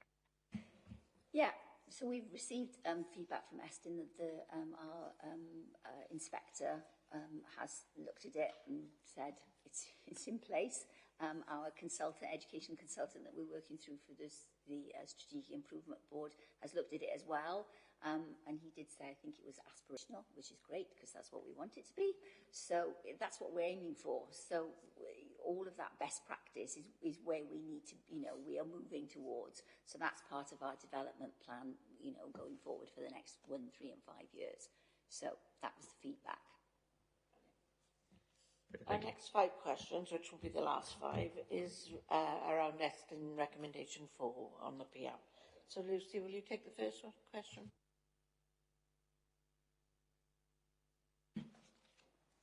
So within your strategy, there's a heavy focus on delivering effective professional learning, which is a crucial tool in developing the quality of teaching and learning within a classroom. One of the criticisms within Iestyn's inspection is that previously evaluation of professional learning has focused too closely on levels of engagement and not on the impact of improving practice. How will you measure the impact of professional learning on improving practice going forward? So this is an age-old question, isn't it? But I suppose the method I've always used is that as well as having your input, you then also have your further meetings, your input meetings, if you like, and you form those networks of best practice so that actually people talk about what they've done. It sort of impacts on the best practice of everybody because they get to think, oh, crumbs, I haven't done it that way, I've done it this way. So that's one way of doing it. The other way of doing it is that the professional learning offer that we've identified at the moment, all of that has been linked to university research. So they're all of we're working with the University of Warwick around an intervention which is called 10DD, which is around early acquisition of numeracy for those pupils who are neurodevelopmentally different. And it's a heavily researched piece of work. And it has been heavily researched actually in special schools and specialist provision. So what Dr. Corinna Grindle is going to do with us, so as well as giving the input, she has also procured, I suppose is the right word, a PhD student to do a piece of specific research on how this works in mainstream schools, because that hasn't been researched as much. So we'll get the best practice, we'll get to know what best practice is from that research. Plus, because this is also a joint collaborative project with WARE, we've got sort of that impact across 2 regions, and we get all the input around the Welsh language resources, the scheme is not available yet in Welsh, but that's what we're working towards with the students. So that kind of innovative work is really important, and it's research-based, and so we can point to the research and we can say we know it works, but what we need to do is to have that first input and then have our network meetings where we talk about how we made it work for us and what did you do in this lesson and what was the best way that you sort of, what resources have you used for that? So that's really important. So we've got that going on. We've also got a research piece of work around a literacy intervention called Literacy Junction. So we did our own pilot study on that, but that's been looked at as well by the University of Essex on the results that we got over a sort of a 10-week intervention, which were really good. So we've had specific training on that, and then we've got a network to support that as well. And another piece of work we've got, which is with the other region that I'm working with, Trinity St David's and the University of South East Wales, is looking directly at ALNCOs and workload and how they're implementing and how difficult it is to implement the Act. So I'm very keen to make sure that whatever professional learning there is credible and researched, and we've just done a new and aspiring ALNCO training. So all our new and aspiring ALNCOs have got sort of 3 sessions with us. But then because I'm trying to build up the cluster model again, I'm hoping that we will have within the cluster those go-to experts, not always the ALNCO, it might be the numeracy coordinator will be able to come to 10TD, the literacy coordinators came to Literacy Junction. So we're building up those sort of really good exemplars of best practice and then sharing that. We're only 6 clusters and we're sharing that between each other as well. So that's really important. And each of those clusters has got the support of one of the LA implementation leads. So they're very experienced ALNCOs. So they've got those to lead them as well. And that the agendas for those meetings are always the same. So we're all moving towards the same thing. So at the minute, we've got, I devised a QA ALN framework, quality assurance ALN framework. One part of it is sort of a self-reflection toolkit, which we always use very carefully in Torvine before. But it really is about making sure that they can look and think where they are. Again, they've got their comparison to best practice, but then they can come up with their own action plans as to how they're going to improve their practice. And then we'll look at those. We'll look at what gaps we know that we've got in our provision, what gaps we've got in our professional learning from our ALNCOs, and then we'll put together a strategy to make sure that we're plugging those gaps and moving everybody on. It's like the rising tide floats all boats. That's what we're trying to do.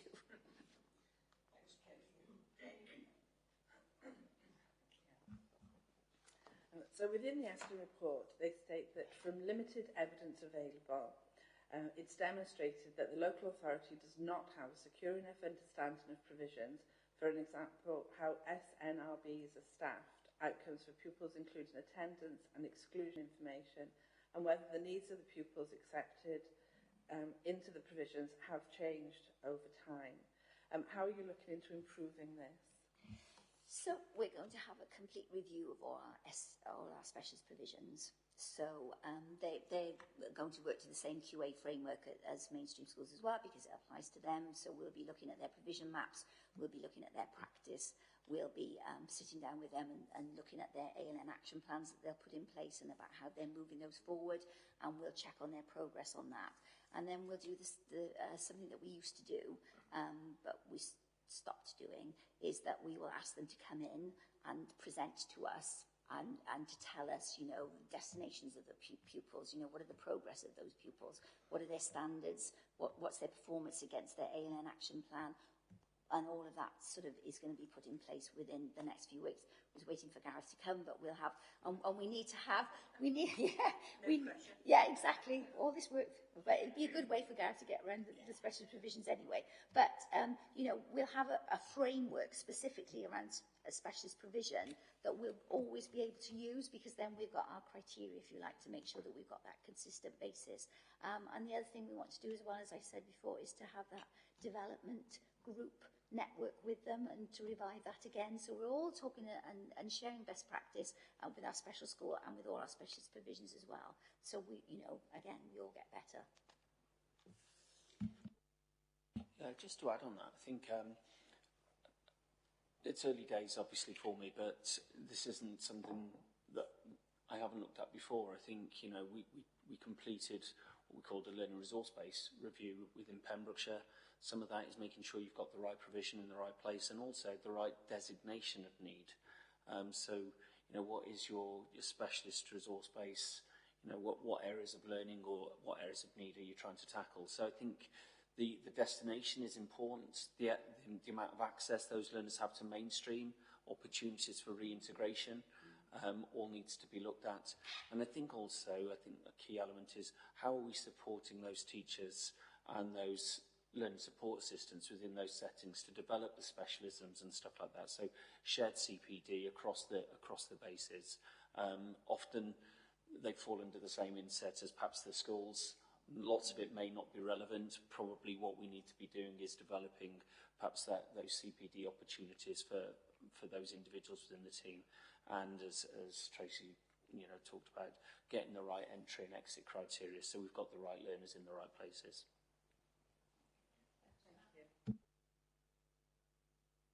Chair, Eston identified that the local authority generally monitors the progress of looked after pupils which are placed out of county, but does not record and report on pupil destinations or their progress against expectations. What activity are we undertaking to monitor pupils' progress on a more regular basis? So that will be around all kinds of things that we would measure progress. So we have to make sure that we're sort of more effective in doing that. So we'll have to make sure that this is a part of what we do. So anybody who's out of county, those provisions have to be delivering in the same way as our specialist provision has to be delivering. So we have to hold them to account. So we do have a framework for looking at, how our provisions are performing. We commission them. So we have to make sure we have those stringent criteria in place and that ultimately the young person is getting the best outcome. So, and we have to make sure that we're reporting on that as well. Can I just add on that? It's social work training as well. Yeah. I think for me on this, ultimately the social worker, or depending on, it could be the parent as well, shared responsibility, but they need to have a wider understanding of duties under the code and personal education plans. Plus, obviously, we've got our children looked after coordinator within the local authority who can support all this. So I think it is collaborating with our colleagues in social care as well, which is key. It's the same, because very often it's only a social worker that visits out of county placements. Not, I don't know that educationalists. Yeah, no, and that can't happen. So we, that's part of making sure that the pupils that we've got, that if we're doing an IDP or we're doing a PEP, that we're there, making sure that those pupils' needs are met. Shafi Best, your next question is question 4. Thank you, Chair.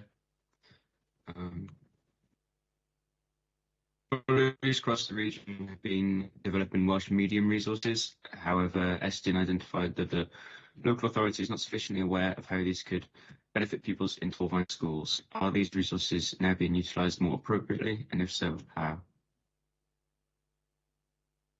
Yes, I can start with this. So this actually was discussed at the Welsh Education Forum yesterday. So there are a number of resources that Tracy's been working with across the region with universities to look at literacy and numeracy assessments, and particularly in Welsh medium. There is a real absence of resources. We've approached Welsh Government, and I know Welsh Government have recognised this absence and are looking to invest in them. One of the issues we've got is there are fewer ALN learners in Welsh medium settings. So in terms of specialist provision, it's about whether it's better to have a specialist Welsh medium provision or to try and offer Welsh medium input in perhaps English medium settings. This is a real challenge that we've got to look at in the future. Tracy, do you want to add to that? So it's not something that particularly just applies to us either. This is a sort of across the piece. And I think some of the resources that have been produced just lately around sort of ALN haven't been as effective as I think we would have all hoped, and especially Welsh schools would have hoped. So I think, you know, we're trying to make sure that we do get those resources in Welsh. So I suppose I'm trying to work with my region, because I've got Ceredigion in best practice in my region that I work in. So I'm trying to link us up with Ceredigion. They've developed a reading scheme, so we're in talks to sort of try and procure that reading scheme because it's successful. And certainly with the work with 10DD, you know, we know that we could have gone and translated it, and it would have cost a lot of money. But I think it's far better if we work with the PhD student to make sure the resources that we've got are the best and the most effective resources. So it is a piece of ongoing work, but we've certainly looked at, you know, making sure that that we do our research as well and see what's out there and make the best use of it for our schools. I think a few of us are going to join in on this one. So there's a specific outcome measure within the Welsh Education Strategic Plan that's looking at additional learning needs. So we've mainstreamed that work into the ALN strategy group because we recognise it's not a separate entity. It needs to be considered wider. That will be reported back to the Welsh Education Forum each term, and there are specific outcome measures around it. Gareth, do you want to come in? Yeah, I think we also need to be mindful that the code does say that if parents or learners want their additional learning provision in Welsh, then we have a duty to provide that. As Andrew said, I don't necessarily always think that needs to be that we need a specialist resource base in the medium of Welsh, because there is much lower incidence. I did work in another local authority where they developed resource bases both in primary and secondary for ASD learners, and they couldn't fill them. And so they were staffed, they invested a lot of money developing the resource, and then, you know, often if you've got social communication difficulty and Welsh isn't your first language, the parents will realise actually it's an added difficulty actually being taught in your second language. So then they often move to an English medium school. So whilst we've got a duty to provide that support, I think we need to be careful, because we still need to provide value for money and make sure it's the right resource.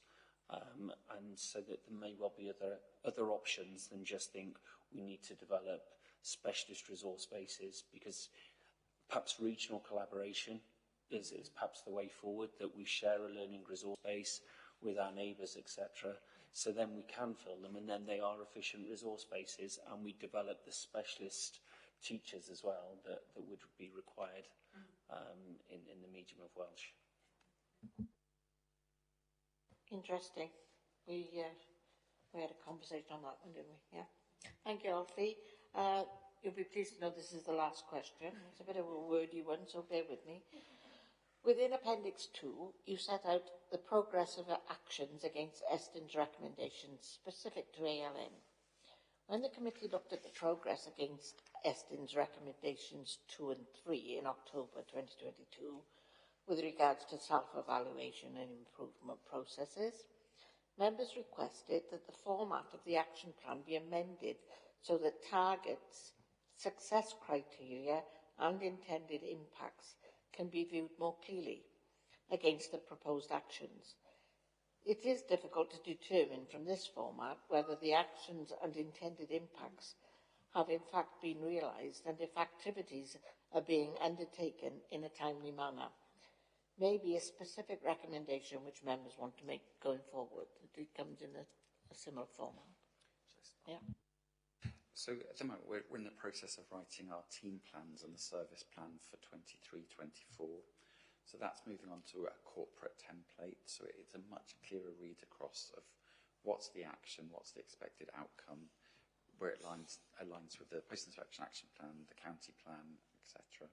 So we're actually meeting with Eston on tomorrow to look at our draft plans. We have drafted them. They've been submitted to corporate services. There may be some amendments that we make after the meeting with Eston tomorrow.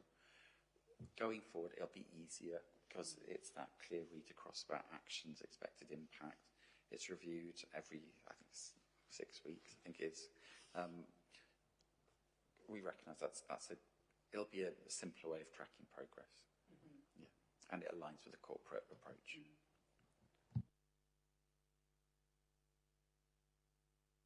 Any supplementary from anyone before I thank the officers? No? That means we thank you all for attending this morning. Thank you for the major input that you've all put in and the passion that you show, Tracy, every time we see you. So I'd like to invite you to leave now so that members can formulate their recommendations from the committee. Thank you, everybody. Thanks very much.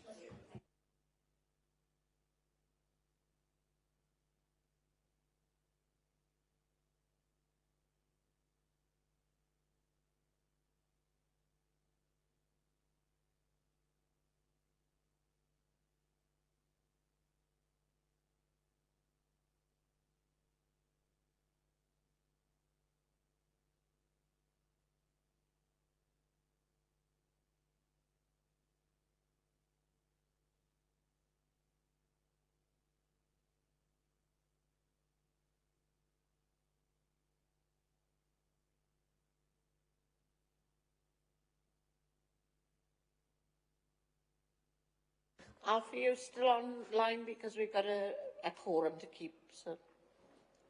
Yeah. Good.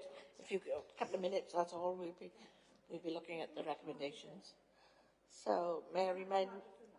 Oh, wait for Lucy to come back in. Yeah. Oh, different one.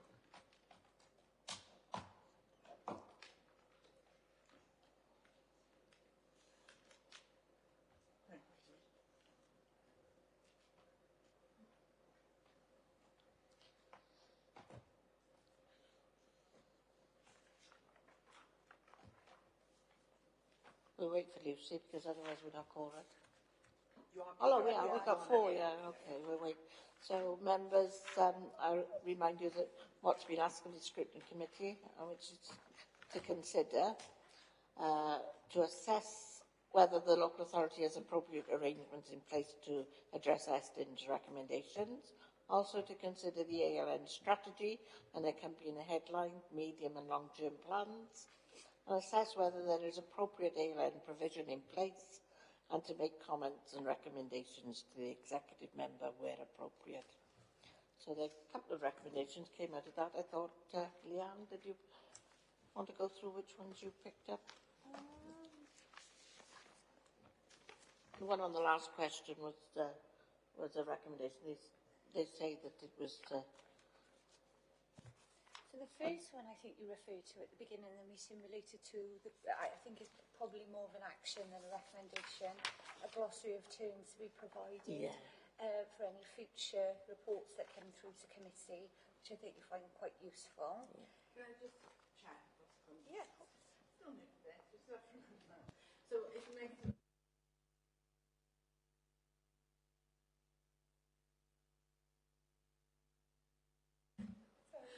No, can I just check? So if we make it an action as opposed to a recommendation, is that something they still have to comply with and we still get a response from it? Yes, because it goes, any actions that are picked up now will go on the bottom of the form that I give to you, but they go on the action sheet, you know, at the beginning of the agenda, which Geraint maintains. So it will be continuously monitored, and as soon as we receive that information, we can just take it off then. Similar to the queries you raised at the beginning of the meeting, where you've got 2 actions outstanding on your action plan from last year with regards to the impact statement from the AS, which you haven't received yet, because I believe they're still being developed, so they stay on there until you actually receive that information. So it's a nice little way of capturing all the information and making sure you're getting what you requested.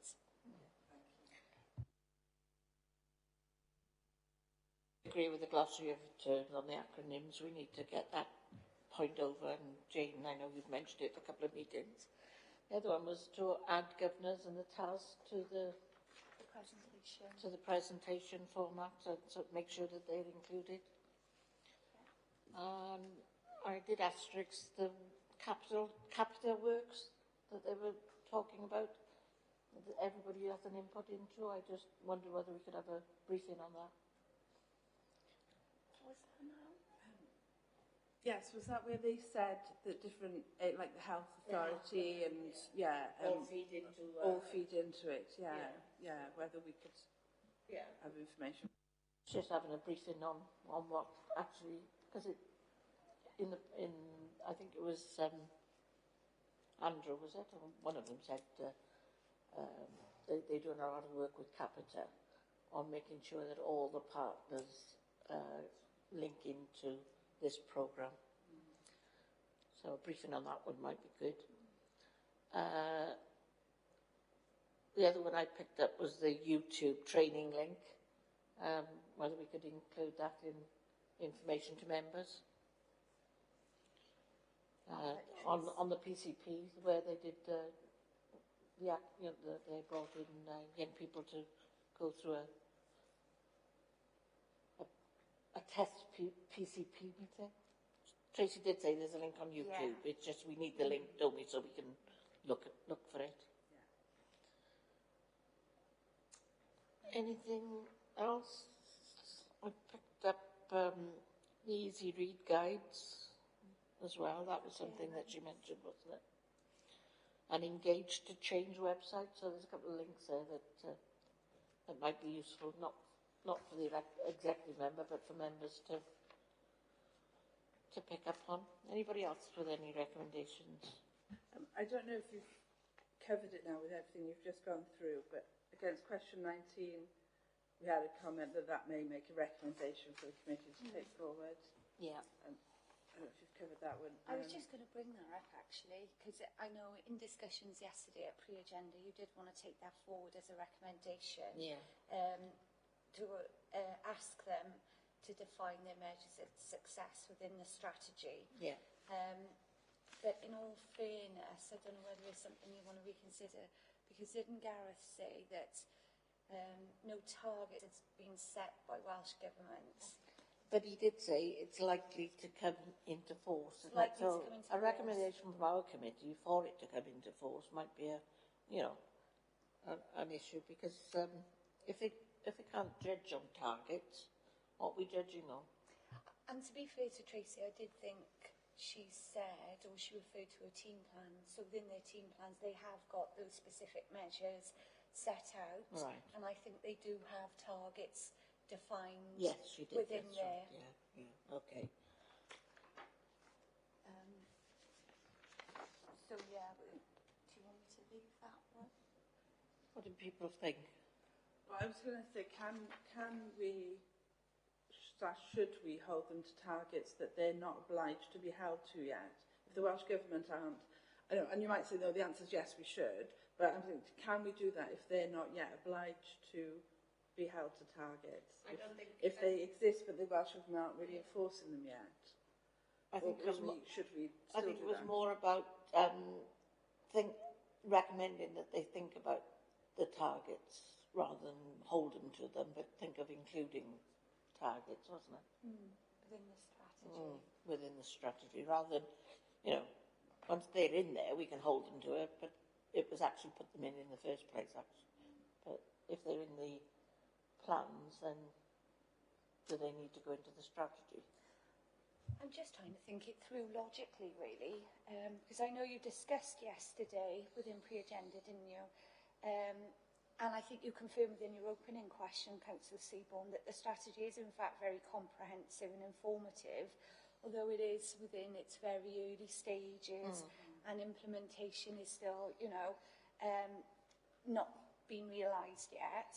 So, one of the things I was going to suggest to you was maybe that you could request at a later date for a further update on implementation and how they're progressing against their targets within your next year's work programme or something. Yeah. Okay. I'm happy with that. Everybody else happy? Yeah. You okay, Alfie? Yeah? Does that make sense? Yeah. I think it is, rather than try to put it in and interfere with Welsh Government. That's all I had, really. Okay, I haven't got any other recommendations. I'm not quite sure if this is a recommendation or something we can look at in the work plan, but I know Tracy mentioned the sort of whole thing of rebuilding up the clusters again and sort of looking at them as exemplars of best practice, whether we could have a, I don't know, it would be good to have a specific update on how that piece of work is going ahead, because I think that sounds like that's going to be quite key to taking, you know, to taking the whole improvement programme together. Would that make sense as a recommendation? Word it in a more succinct way. And there was one, I can't remember what the answer was, but it was for the graphic, to say... Flowchart. The flowchart, yeah. Yeah, she said they were available actually, didn't she? But I think she did say something like they need to make that type of information accessible on the website for parents and carers to access. That's a recommendation. So, yeah.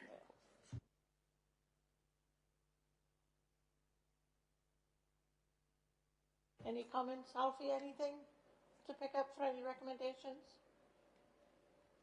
No, one thing I did think of is how feedback from Yestin can be reported back to committee, so any sort of update or email list or something like that.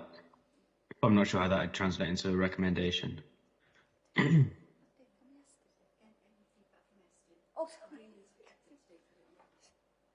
I thought it said yes. Sorry, Alfie, we tried to decipher you what. Oh, we can't lip read because your camera is just about your mouth. There we go. Oh, sorry, I'll say it again. So it's an update only from on the Estin. point. Yeah. Yeah, Estin, yes. Okay. I think we'll have that with the other meetings that were involved. So what we need to find out is how I go to the strategic improvement group, which is a feedback from Estin. They will get that feedback. And I think we need to feedback or find a way of how I can feedback into this committee what that is, whether it's the notes or whether I give a feedback. But we've got a strategic improvement meeting on the 15th now, so that will be they will receive a report then from the Estin visit, and then I'll be able to report back to this committee on that. Okay, that'd be great. Thank you. Okay. Sorry. I'm not quite sure whether this is going to be more relevant actually to the health and social care scrutiny, but I think it is really important that we keep an eye on how the review of out-of-county placements are going. But I think it's possibly more relevant. It's very closely linked to education, but I think it's probably more relevant in the other scrutiny committee. What do you think? Quite a while ago, we did a joint scrutiny, didn't we? Right. Health and education on out-of-county. And that's I just mentioned yesterday how the MIST project came about. We introduced the MIST project into Torfaen out of that, but it is a joint thing. It's social services. I don't know whether the recommendation is around the out-of-county visits to actually make sure they're looking at the educational targets as well. That might be a good recommendation to make sure that whether it's a template that the social worker feeds back on or whether it's training that's needed to pick up on the educational. Yeah, can I just clarify that, just so I'm clear in my head? So with the young people that are having the out-of-county placements, am I right in thinking what they said is nobody from education goes to any of the meetings, just social workers go? Or does somebody from education go as well? I think Tracy said both of them do, but I don't think that's always the case. I think if even if one person goes, if there's a question asked on the educational expectations. I think it's more, I think she said something along the lines, it's more social workers, because a lot of those children did tend to come under the looked after children category. Right, and say no. So sometimes, or often, it is only social workers then? I think that's the impression. Yeah, so then they definitely need some education. So the recommendation that we could take forward would be that, you know, that when social workers visit our out-of-county placements, then they actually report back on their educational progress. So. education actually is obliged to pay for out-of-county placements, aren't they? So they should have more of a say in the review. Very often the out-of-county placements could be for a health reason or a social services reason or anything, but we have a duty to educate them as well. So if they go out of county for any other reason, we still have that duty of care to make sure they're educated completely. So we need to make sure that that is written into any visit, I think. Yeah. Okay, we're happy with that? I don't think there was anything else with that. You all happy with that? I've lost my notes now in the week. Okay. So we're happy with those recommendations that Leanne will pick up and send out to us. Agenda item 6 is a work programme. Leanne, can you go through the report? I think it's somewhere. Report for me, members, as I do every meeting. This report provides the committee with all the relevant information to help you determine the item for your next scrutiny meeting. As you can see, Appendix 1 sets out the scrutiny committee's work programme, which was decided at your visioning session in July. So at the moment, you can see we've currently undertaken 3 scrutiny activities. The next on your list on the 16th of March is School Improvement Post-Inspection Action Plan, ESTIN Recommendation 1. And then going down to Appendix 2, this is any items that's been identified on the Executive Forward Plan by Education, but as at the 26th of January, when I checked, there were no key decisions coming forward required to be made at the present time. And then lastly, the third appendix, which I think we're all aware of, is any audit committee referrals that have come through to all the committees. And specifically for us, we've got the ESTIN report, the inspection of our local authority education services, and the 4 main recommendations there, which, as you're aware, we've selected to be looked at as part of your individual work programme for 22-23. Okay. So, is everyone happy with the... So can I just be clear? So on the 16th of March, we're looking at Post-Inspection Action Plan ESTIN Recommendation 1. Yeah. Yeah. All happy to have a recommendation?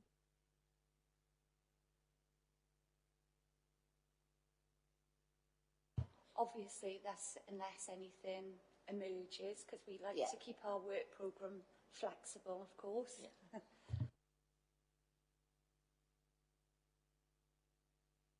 Okay, that takes us to agenda item 7, which is the date and time of next meeting. I remind members that it is the 16th of March, the day after my mum's birthday. Soon come round. Thanks very much for your attendance. I now close the meeting. Thank you, Geraint. Thank you, Leanne.